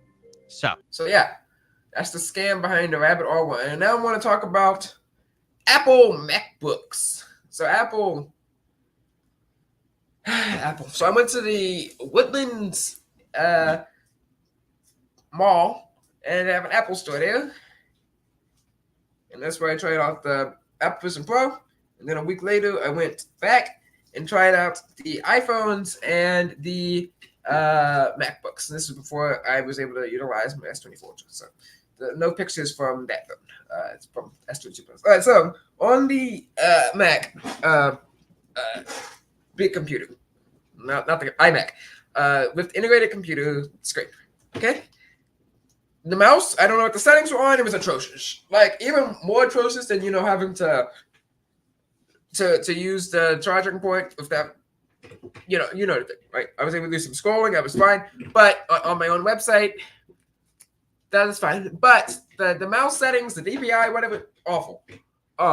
Dragging it around, the UI, it was okay. Like, the UI itself was okay, but everything was flipped. You know how normally the X button is over here on the right side of the screen? For some reason, the buttons would go away when I was in full screen mode. Like, why? And then, of course, on the left side of the screen, and getting out of full screen mode, you can press Escape F11. That's something like jiggle the mouse around and click some keys or whatever. I don't even know what I did to get out of that. It was the same across all the Macs. The touchpads, I guess they're nice. But then we get over to the Apple iPad Pro, right? None of the Apple Pencils worked with each other, which I didn't get because I was switching the Apple Pencils. I did like how the Air was easy to hold in one hand, but for the like this, like you hold it up like this because I walk around like that sometimes. It was kind of heavy with the glove. But for the iPad Pro with the keyboard, I was testing that out. There's no control with the stand, so I wanted to like put it into drawing mode or whatever. Holding it felt really top heavy, and the software was really weird. Like here on my S Pen, I can do anything I can do with my finger on here except for log into the phone. On here, like I can click home, right? If I wanted to use gestures, I'm pretty sure I could use gestures too. I can type in my password. I can swipe through stuff. All kinds of things. I'm gonna just enable gestures just for a little bit, and see what I can do. I can draw anywhere on the screen, right? If I can pull up the edge screen, right? But for the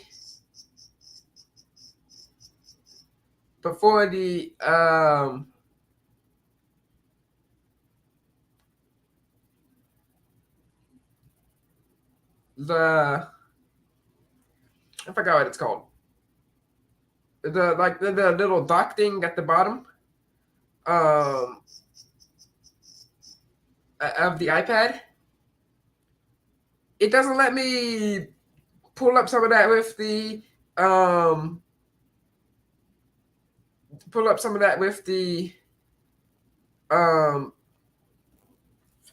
with the pen. You have to use your finger. Like it makes you switch between finger and pen for no good reason. Like why would it make you do that? So just in all, I gave macOS and iOS a fair chance. Or speaking of iOS, the iPad, iPhone 15 Pro, has a 50 megapixel mode. You can't switch to 50 megapixels in the camera like most sane phones let you do. Like here we have a good phone.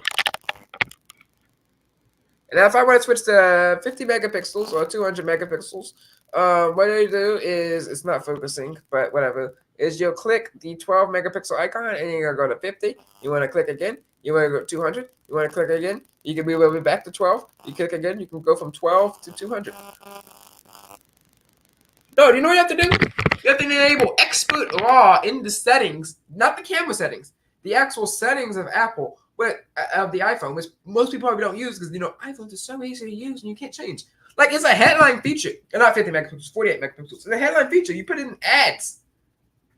I would think that a tech blog would be able to do it without having to go, look it up and ask for help from the guy.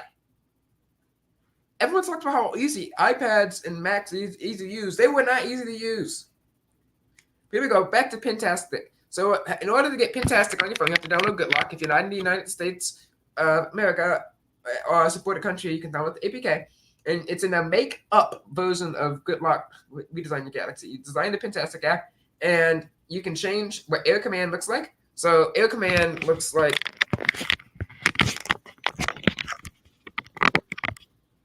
this in default, and then you got this mode, and you got the mode that I have. But for some reason, they took away live drawing, and then you have the retro mode, which is neat.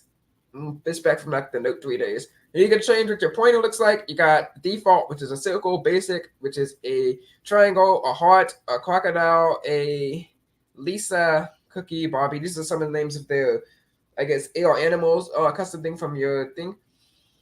And you can also set it so that when you hold down the pin button and tap down on the screen, it will open a specific application. I have it set to open Adventures in Odyssey. Oh, wait, no, I don't want to take a screenshot. All right. That should have sent it back. There we go. Okay, and then you can also have it play its own song. So hopefully you guys can hear this. I'm going to turn it all the way up to 150 degree volume, and then Pintastic all the way up. Okay, here we go. So there's the default pulling out sound.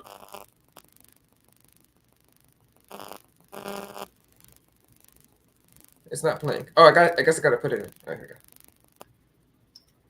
So that's what it sounds like. And then the basic sound.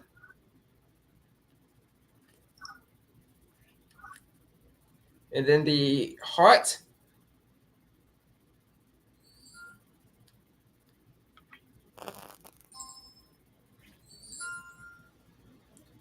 Crocodile.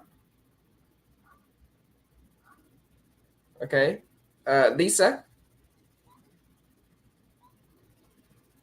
Cookie. Bobby, and then custom. If you want to change custom, you click it, and then you can change your move and insert sound. So if I put the let's change the insert sound to, do we have let's do the VBS theme song from 2019. So that is In the Wild.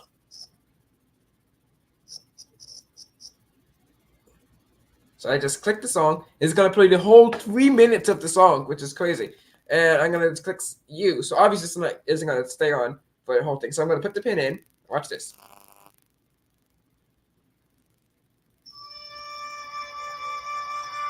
And then I remove it. I mean, isn't that interesting? I mean, look, you can go in here and let's change the insert song again to.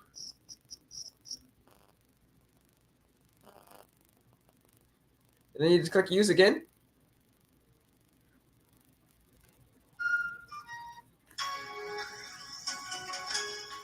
That's so useful. So I'm going to go back to the Intel song.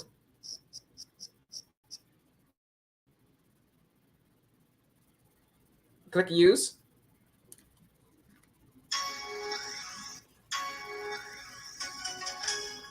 And there's so much more that you can do in this Good Luck app for your Galaxy S24 Ultra.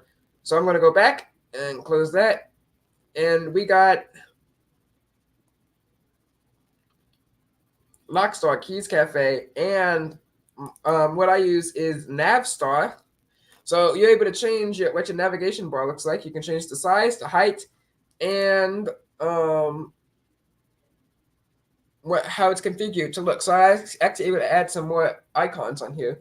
And then for home up, this is a really useful one. You can change how the home screen looks. And I like how you can, you can even change the home screen grid as large as 7x7. So 7 apps wide by 7 apps across 49 whole apps. Okay. And your app screen grid by 7x7. You can have it to loop pages, which is good. And Finder access, which I like. It lets you swipe down to access the Finder from any screen, home and app screen, which is great. And if I want to access my notification shade, because of what I did here, you can click that there and it will pull down the notification. So truly useful phone. Look at this. Watch this.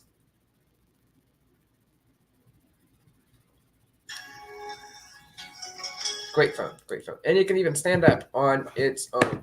Let's see if there's anything that we don't talk about in tech news. Escape.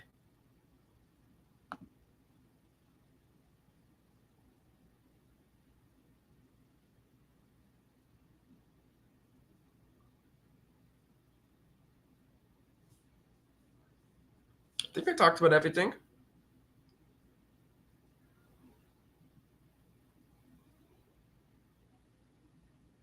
Text Now has free 5G. Ooh, Miss Zeus, the boss has a video. Oh man, I didn't even see this. All right, let's get to the.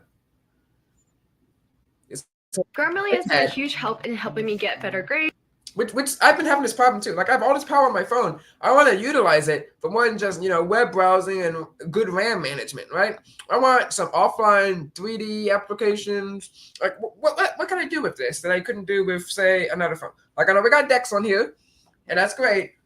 But I want to be able to do more on my phones and computers than just web browsing, right? And with AI, I feel like I can finally do that now. But like I'm not gonna spend $1,000 just to have faster Chrome loading speed. and saving me lots of time. Grammarly is an AI-powered. And I think that's the problem that he's gonna notice with the iPad is that it's $3,000 and you still have mobile apps on here, no Mac OS, no desktop operating system on here. So if I wanted to stream with StreamYard, I don't even know if you could use your camera for that yet. The cameras are subpar. You can't even make phone calls on it.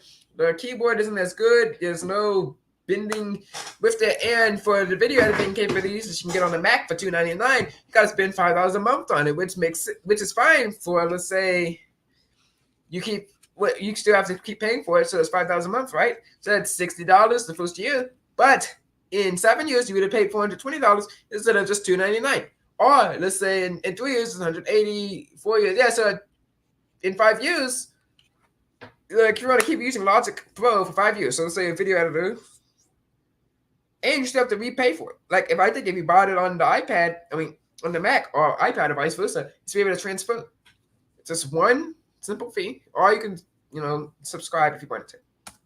Dear Apple, the iPad needs help. Let me explain. About a month ago, Apple launched the new iPad Pro, and I spent over $3,000 ordering the fully spec'd out. 3,000 United States dollars. 3,000 United States dollars. This thing's to be able to do everything. And I hope this entire video is edited on one iPad, and it took, let's say it's an 11-minute video, 12 minutes to render. One for myself. I was so excited. I thought, oh my God, the iPad is now more powerful than I could ever possibly need. This can be my sketchpad, my laptop, my Netflix device, my gaming machine. It's fine, but your phone can do all of that. Sketchpad, boom, S Pen, which he has his phone. Gaming, look at this game. Balloons, tower defense. Really? Gaming? I can do all it's fine, but it's not. all of my computing on this one tablet that's barely 5 millimeters thin. Yes, it crushes all of your things together into one device. Not going around knocking on your door and banning stuff. Obviously, that's not what Apple meant in the message, Michael. And you know what? I was right. At least about that part. I'll never forget my first day setting up this iPad. I was in absolute awe. My whole plan was to see if I could use this to replace my big, chunky... Dang. I wish I had that kind of money to throw around. 16-inch MacBook Pro. Kind of proves the point. And so I was one by one going through all the things that I did on this and setting them up here. And basically... Let's think about what I do on here. My laptop. Web browsing. OSINT. Investigations, at least when I was back in school. Typing on Google Docs. Some AI, like little miniature computer projects. Booting stuff from a USB. Which, for some reason, my USB wouldn't let me boot from... because there's this old computer back here that they reset, and I wanted to flash the resetting software into there. It didn't even turn out to be useful anyway. But my phone wouldn't detect the USB, probably because it's broken. But that's a problem. Everything just worked. Every account login took seconds thanks to Apple. Oh, congratulations. You were able to log into Google. Yeah, Smart Switch can do that too. It's keychain, password memory, and Face ID. The fact that the iPad has Face ID where the Mac still doesn't meant that I barely needed to lift a finger. And that's fine, but I prefer keeping everything was set up. But also, you know how Apple constantly describes this iPad as a magic sheet of glass? Yeah, I know, the marketing talk is crazy. But in a way, that quote finally made sense to me on this day. The screen feels like it should not be as bright as it is, considering how thin the iPad. Speaking of brightness, my S24 Ultra, really bright. Just I took it outside. You can still see everything. The blacks are blacker. Like the screen is great. But I guess maybe because I touched it so much, with the S Pen, you can kind of see like the smudges and stuff from it when you take it outside. iPad is. The thumb rejects. It's not as bright in the camera app as I like it to be. How you can grip the thing in one hand and scroll with the other, and the touchscreen understands what you're doing and ignores your thumb. That's useful. I wish that on here, I could draw like that. It does feel like magic. And most importantly, it doesn't matter which way you're using it. You can rotate it any orientation you want, and the bezels are completely even whichever way you... Pretty sure that's most tablets. Like even this cheap 109 Lenovo Tab M9. Yeah, the bezels are the same on here. It'd be kind of weird if the bezels were different. There's no home button, so it shouldn't even matter. Face ID works in any orientation, but also volume buttons. I realized that they flip. So when you hold the iPad this way, left turns your volume down, right turns it up. But then when you rotate the iPad 180 degrees, the buttons remap themselves so that from your perspective, that's pretty useful. That is a useful feature, though. I'm pretty sure since the buttons aren't mapped like hardware level, it's just a software. It's like a physical button that calls an action to software. You could probably get that to work on any iPad with some remapping or any Android tablet. left is still volume down, right is still volume up. I'd assumed it might be slower than my maxed out MacBook Pro. And I mean, look at the chunk difference. Would you be surprised? But it isn't. It is so fast. I thought I'd have difficulties with... Like, if all you're doing is web browsing, some gaming, some email, your phone's for that. Like, I mean, let's look at what's on the dock here. My gosh, my Zoom is awful. Okay, so I cannot Zoom. We got FaceTime. That shouldn't take too much. I mean, if you had FaceTime since 2010, iMessage. I mean, like, people were literally buying iPhone 5s, putting them on the servers to get iMessage. Safari, photos, Gmail, reminders, notes, Apple, the App Store, the camera, Slack, X, YouTube, settings, Surfshark, Opera? I don't know. Audible, and then the folder. Like, those are not the most. I mean, I don't understand if you just like Affinity Photo on here, which I'm glad it's on iPads, which came to Android. Though with Vectors VPN, with those awful, terrible people, hopefully you guys can still hear me. I really hope you can hear me. Battery life.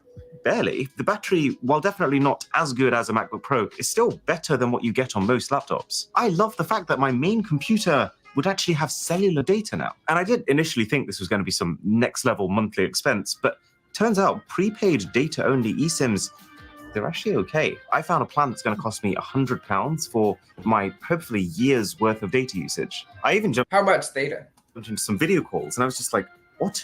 This webcam is amazing. It's crisp, it's flattering.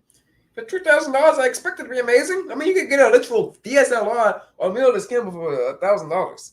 But also, it has center stage, which means just like those actually physically rotating webcams you can buy, it follows you around the room and actually keeps you in the center. One of the problems is, I believe, that unless you have an iPhone, if you want to connect your own camera to this, like a Logitech, and this is probably on Android too, let's say you want to connect your own Logitech camera or something like that, you can't. $3,000, I want to be able to plug in anything that I want into that one USB-C port. Enter. Oh yeah, and the games. If you're someone who plays a lot of games on your phone, let me tell you, they hit very different on an iPad. You're getting like... What games? Okay, Asphalt 9, one of the most powerful games I test phones on with. You drive it around, boom. What, you got a bigger screen? Maybe bigger sound? Like, that's it. The biggest, brightest, clearest picture possible. Not to mention that you will not have to worry about performance. This thing absolutely eats mobile games for breakfast. Candy Crush? I'm pretty sure you can play Candy Crush on your grandmother's flip phone. So in case you can't already tell, I was initially in love with this thing. Like, Candy Crush is just, as I believe, it's basically tic-tac-toe-ish with candy.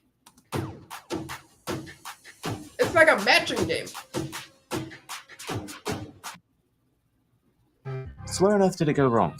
Well, day 2, when I actually started trying to do some proper work on it. I woke up, I plugged it into my monitor, like I've been doing for years with my laptop, and I settled into my desk for a good day's research. Mr. Cook, my mouse was not working. Wow. For years, I've been using Logitech's... That's annoying. That would be annoying. And yeah. I mean, you've been able to use mice, at least wired mice and wireless mice on an Android phone for years. Very good MX Master Mouse that works perfectly on Mac. And for some reason, I'm getting to the why later, but for some reason, it was performing terribly. The scroll wheel was incredibly laggy and unresponsive. Like, oh, okay, so at least it works. It's probably an issue on Logitech side of drivers because, most people don't use iPads or stuff like that. Unusably so. So I was having to scroll by clicking and dragging across the page like some unstoppable moron. But to top it all off, I keep this... Why are you using the mouse? I mean, you have the keyboard, right? Connecting. I spent half of my first working day trying to troubleshoot my mouse, trying all sorts of other options. Oh, I know you live in Nottingham, but like you can't buy a mouse anywhere. Like, dang. And eventually coming to the conclusion that, okay, there's one accessory that probably will work well on this, Apple's Magic Mouse. So I ordered one. Okay. It arrived, and you know what? Yes, it does. It works perfectly. But let me tell you, the ergonomics of this mouse. I mean, it's literally a curved sheet of glass. It's like the Note 4 Edge met a wall or something. Are anything but magic. It's super flat, it's kind of sharp, and it still requires you to arch your fingers to use it like a trackpad instead of having a much more hand-friendly scroll wheel. Which I wouldn't care, but he cares a lot about ergonomics. Like, I use a touchpad every day, it's fine with me. This looks awful. I had quite a few issues with my hands from long periods of time clawing like this. It's not good for you, but what choice did I have? So, can you imagine my reaction when I realized that the same thing was happening to my keyboard? Dang! That's worse. Like, I was able to plug in my little S22 Plus 2 years ago into a monitor from like 2011 using VGA and USB-C adapter, and then a wired mouse and a keyboard that I think is missing a space bar, and it all works. If my phone can work with a space barless keyboard, a monitor from when I was like 5 years old, and using a technology from the 90s or 80s, I believe that Apple computers will be able to work with wireless mice and an ergonomic keyboard from this decade. It honestly felt like a cartoonish problem to be having in this day and age, but sometimes my spacebar just randomly started inserting 2 spaces each time. Oh, that's happened before to me. I don't remember when, but that's happened before. It's so annoying. But worse still, it would very often just stop typing. And you know me, I don't normally rage at things, but this really started to tick me off. No, I don't know you. I've never been to your house before. How would I know you don't rage at things? And again, 0 issues with the Mac, but for some reason, the iPad is extremely unreliable with third-party Bluetooth accessories.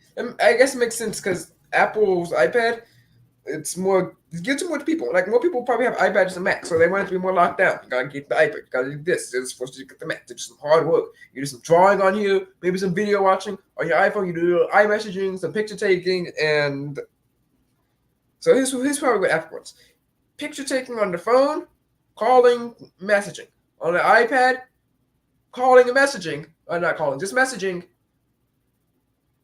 Picture editing, light picture editing with the pen.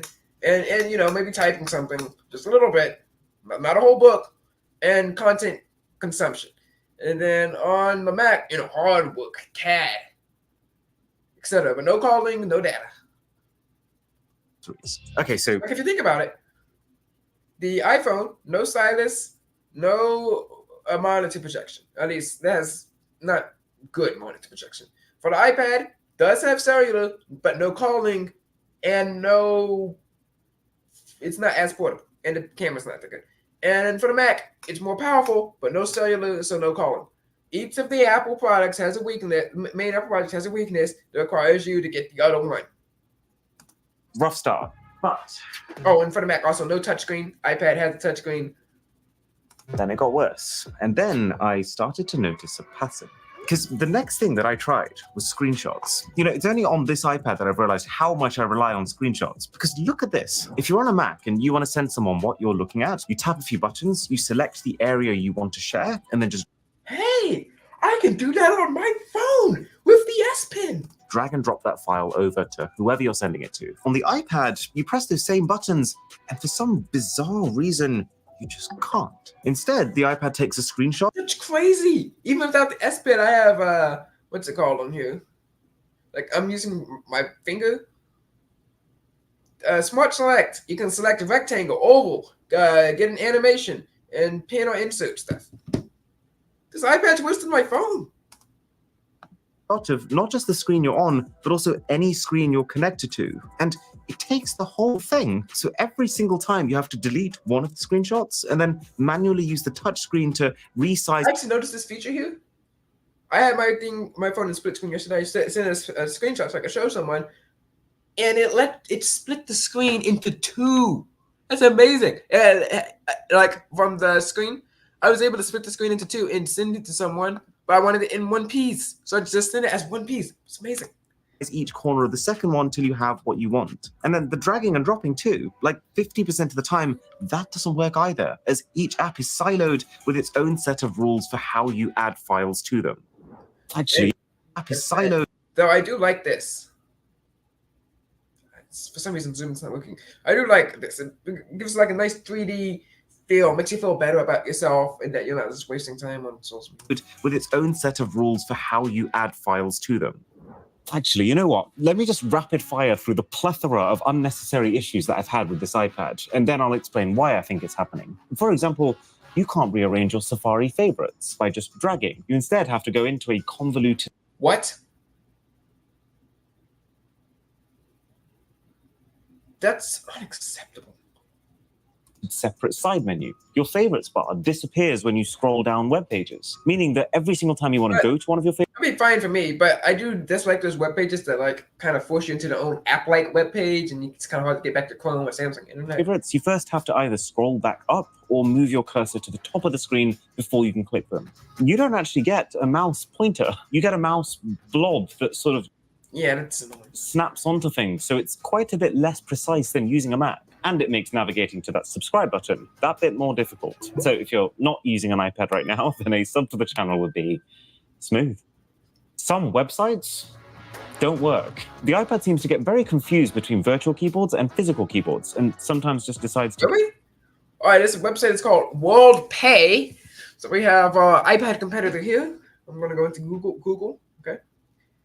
All right, this is not using Linux, not using Bex. Okay, so but there's no keyboard connected to this, but whatever.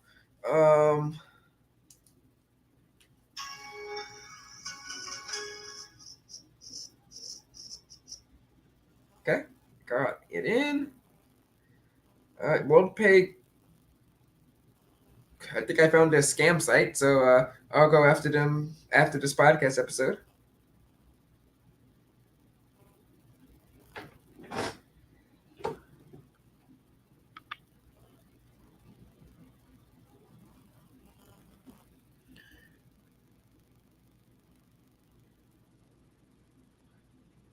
It's not. I can't get to that. Whatever. Right, it's gonna give you neither. There's no progress bars when you're transferring or opening files, so you're just left there waiting until something suddenly appears when it's eventually done. Maybe it's not. Or should I say, actually, if it's done. Because the software is much more aggressive with shutting down background processes than a normal computer. So sometimes... That's for most mobile things, and that happened on my S22 a lot of times. But on here, it's not happening. So this is unacceptable for an M4. Everyone's like, hey, it says an M4. It's much more powerful than the Gadget Tab S9. S10, when that comes out, it's going to have the same shit. My phones are shutting down background processes. Yours is an M4, and I don't know how many gigs RAM you got on here. That's unacceptable.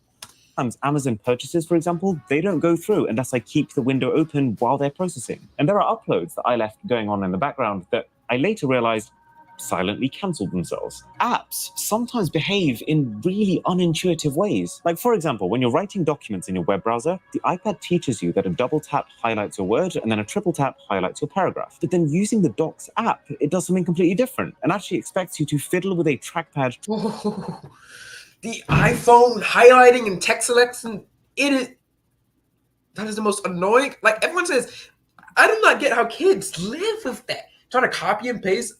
Like, imagine trying to do OSINT from an iPhone.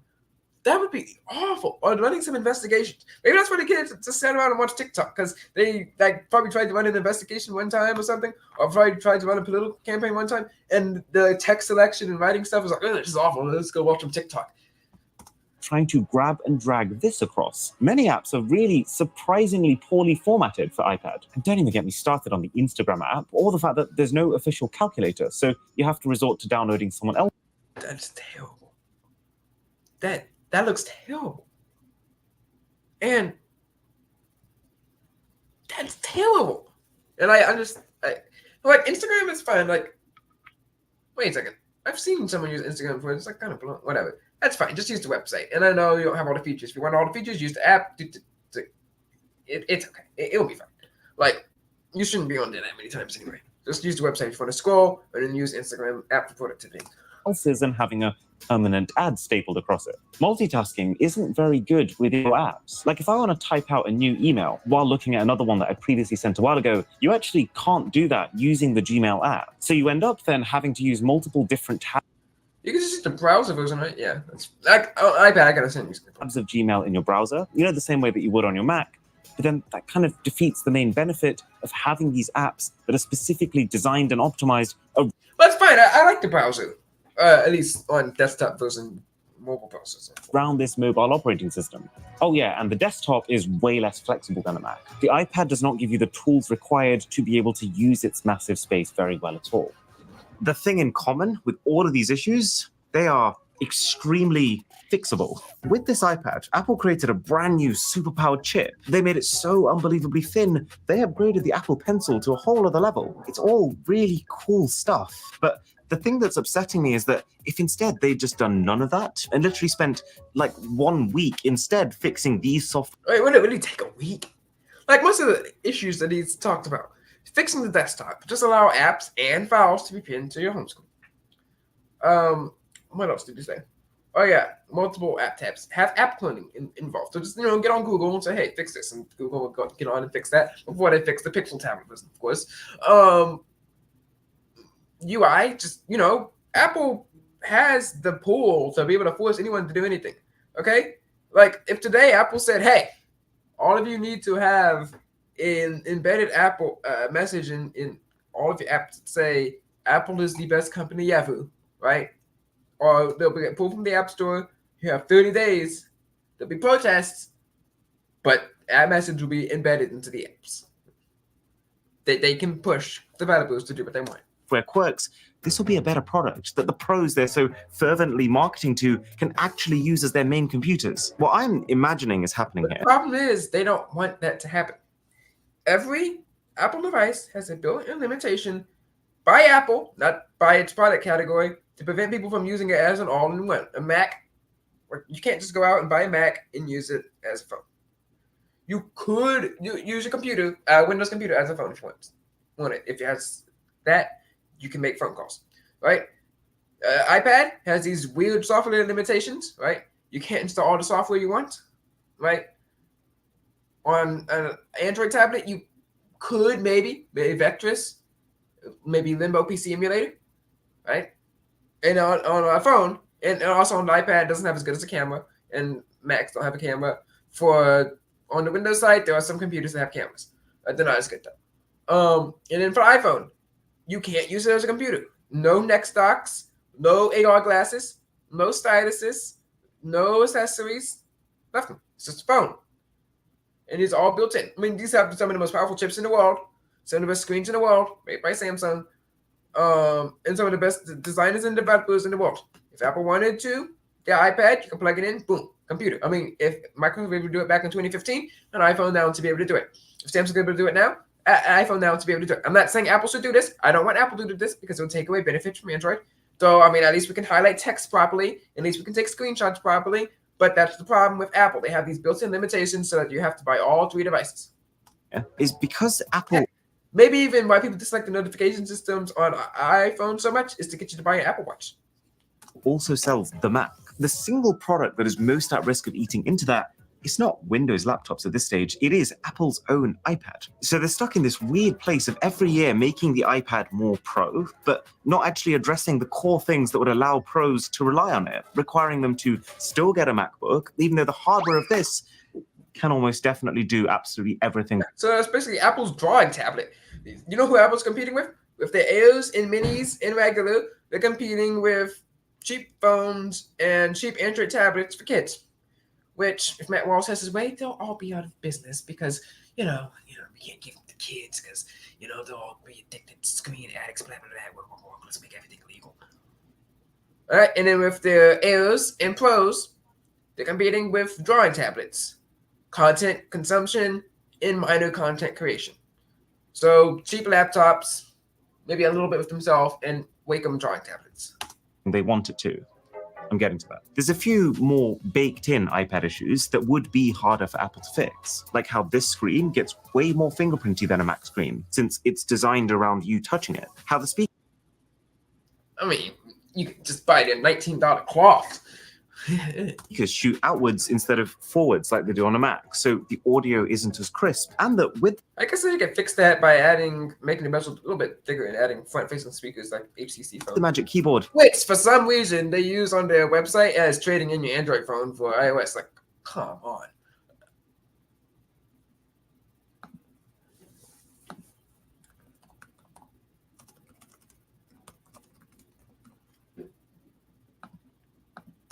the iPad is extremely top-heavy for a laptop. So That's what I was trying to say. Like, it's hard to hold one hand and run around and be like, you do this. We got reports to do on this. We got elections to do on this while you're running up and down the school hallways. Which is a thing that happened multiple times. True story. Oops. Yes, I ran around up and down the school hallways with computer software open up and talking with the kids. it's fine on a desk. It doesn't feel nearly as stable in your lap. Yes, by the way, for SSA LTW update, we are in September right now with our On Land Part 1 episode article. But for me, these are smaller issues that I could learn to live with. So, what am I going to do with this? Am I returning mine? No. I still love it. In small moments. Also, you have a whole, 100 phones lined up at any time that you want to use if you can go back and review them. So, it's not like you just return technology for the sake of it. It does frustrate me to high heaven, and I do not understand how Apple thinks this magnet is an acceptable way to keep your very expensive Apple. Hey, that's a good weapon right there. If someone comes in to text, you just flick your tablet. Hey, can I have your tablet? No! You flick the pin at them. They're like, what's that? And you get up and jump on them. Apple Pencil Pro. It needs some sort of latch, otherwise it's so easy to lose, you have to keep it in a bag. But then when this thing works the way you want it to, it feels like such a life hack. So this is what I'm doing. The iPad has become my travel computer. Anytime I leave the house for a day, that makes sense. I detach this from the keyboard, and this is everything I need. No keyboard? Ooh. Because I know that if I really want to, I will be able to do any computing that I might need to on short notice. And then if I'm going... But the problem is that much computing here has just gone to the web, which is so sad. We need to get back to desktop apps. We need to get back to running stuff on the device. Now, most devices nowadays are just web connectors. Abroad, I will pack this keyboard too, because these two together is... okay, so when he goes to the United States, or I guess further into England to visit his mom, he might bring his 25% of the laptop experience, and in ways better, because the iPad is so good for watching movies on the plane. And the only reason why I can't just completely ditch my MacBook Pro is just these weird limitations when you're trying to use it. Really? So it appears that the software that it uses would just be basic photo editing software from Adobe or Affinity, transfers to the iPad, and Apple's own video editing stuff, but it's mostly Google Docs. And why do you even have why? He doesn't even need to edit that much. I mean, if it's just my Google Docs, might as well just get yourself a nice Chromebook. You won't even get hacked. As a desktop computer. So for that one specific use case, I am still going to have to keep the Mac. I'll just leave it permanently docked to the table. Which at that point, why don't you just buy an iMac? So let's see if Apple fixes any of these cons at their next big software WWDC event. Now, while we do a little iPad camera test, I want to tell you about something that I've started using all the time. Anytime you're logging into one of those public Wi-Fis and... That looks pretty decent. All right. So our last video for today will be Talents of Tech ranting against USB-C. You may be like, what?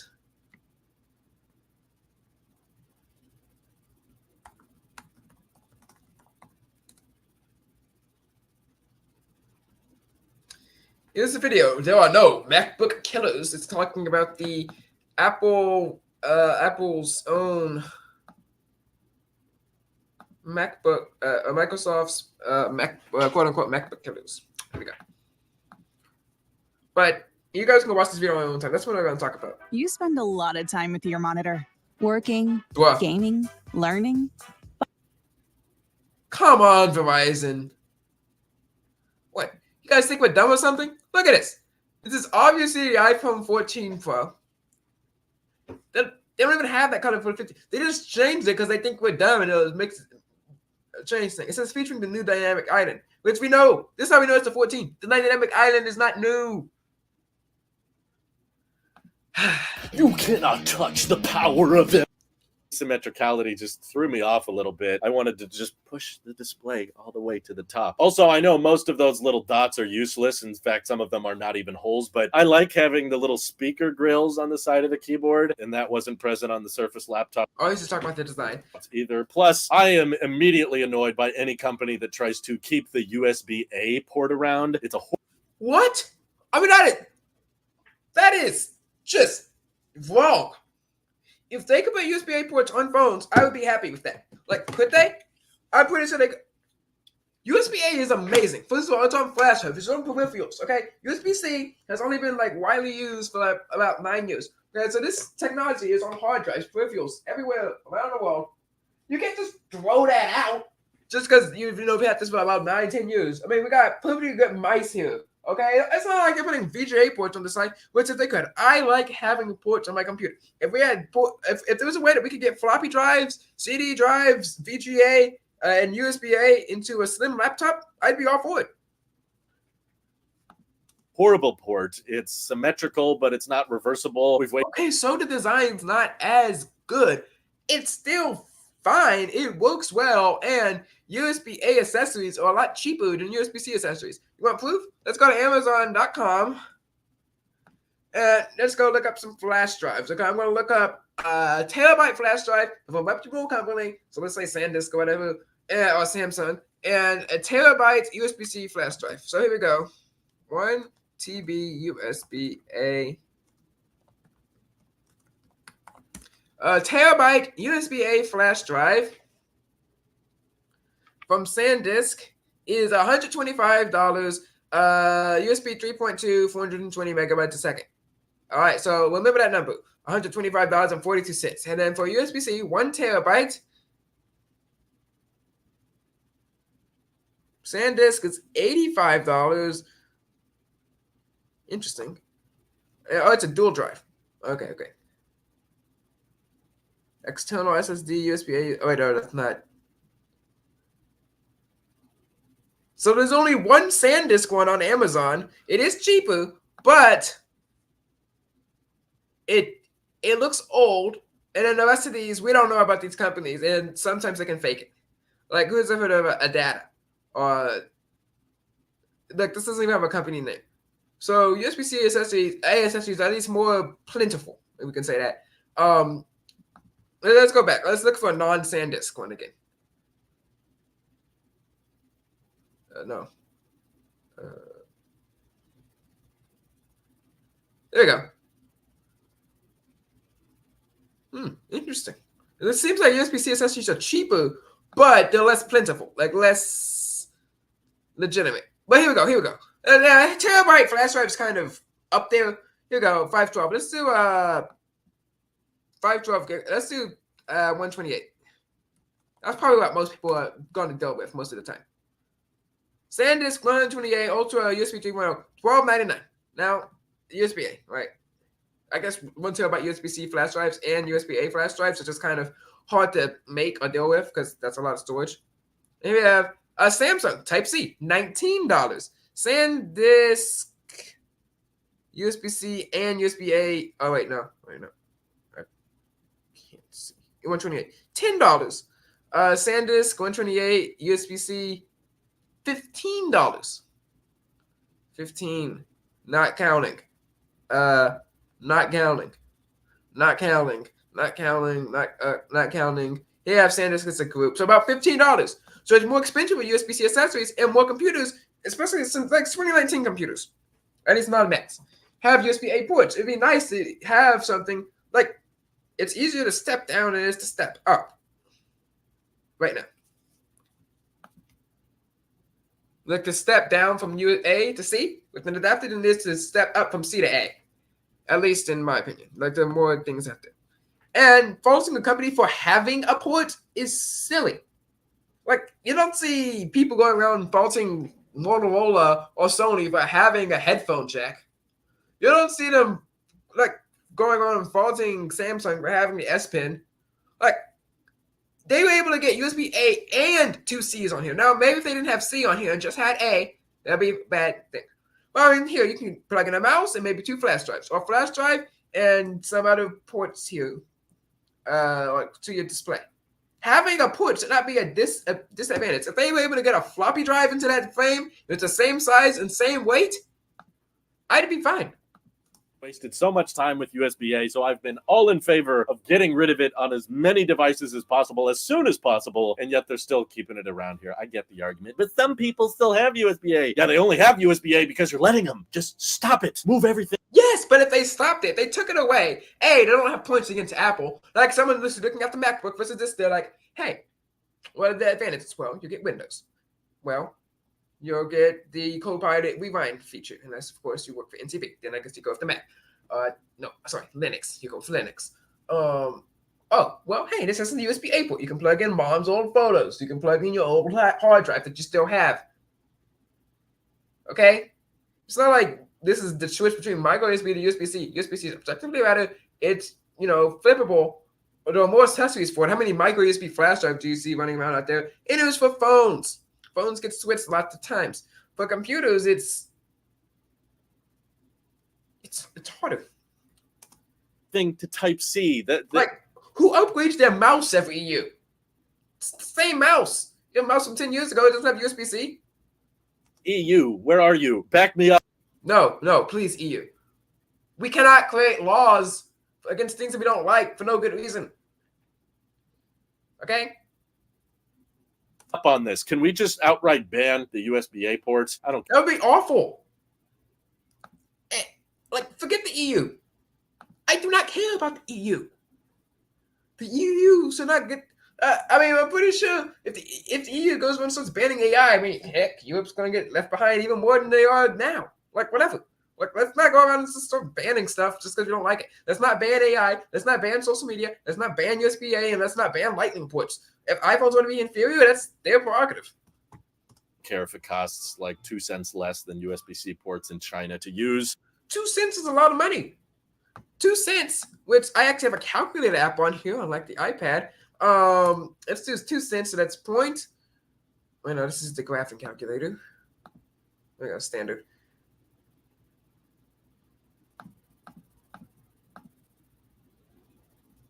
Wait, no, would that be 0.02 times, let's say they sell, let's see. Surface laptop for units sold. How many units did they sell?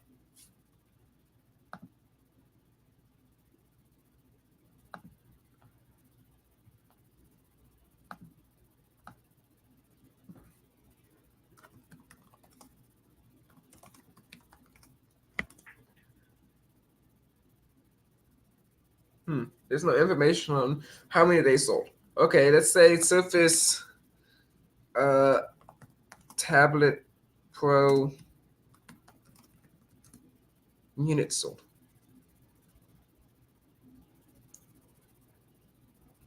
Oh, here we go. Status, Microsoft tablet sales worldwide 2020. So they are going to have a bit of a COVID bump here. It is loading.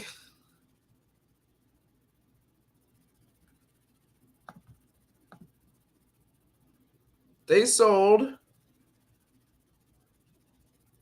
37,000 units in 2020 and 2020. Let's say they sell 20. Let's say they sell. Oh wait, is this in? Wait, in 1,000 units. Oh, so that's 37,000 times thousands. Let's just say 30,000 times 1,000. That's 30,000 times 1,000. So let's say they sell 300 million Surface devices this year. All right, now times 0.02, they'd sell about not 200,000, 330 million, $600,000. They'd save about $500,000 by having USB-A over USB-C, and they still put USB-C on it. Yeah. I'm going to say $500,000 savings is a lot of money. Any laptop that has it is not forcing you to use it.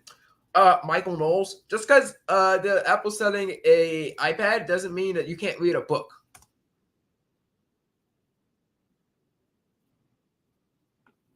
So, are you mad at the dongle company too? Like, you should not be just mad over a little point.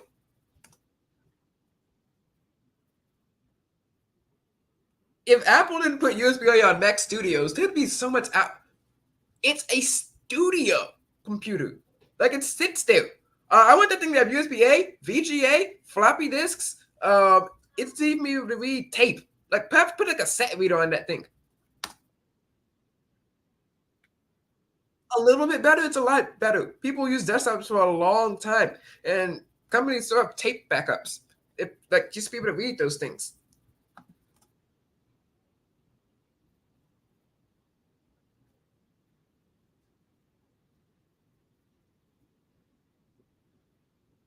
And there it is. So yeah, I guess that's all for now. God bless. Oh wait, no. Almost. We gotta show our stats. Sweetricks.com. I'm gonna thank you all for our traffic, especially visitors from the United States of America. All right, so let's log in here.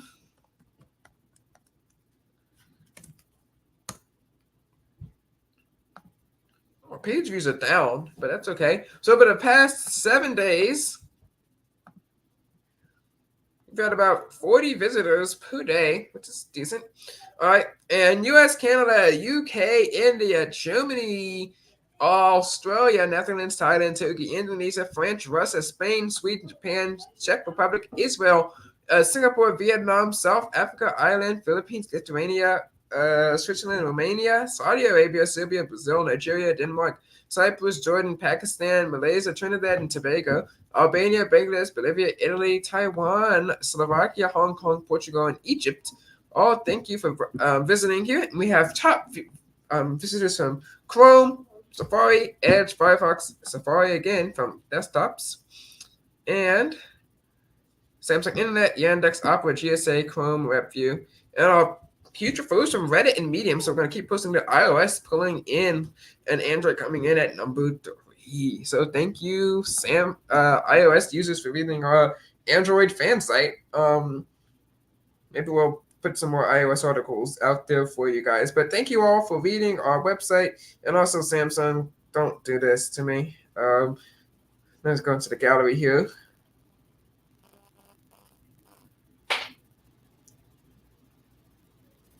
Oh, it's gone.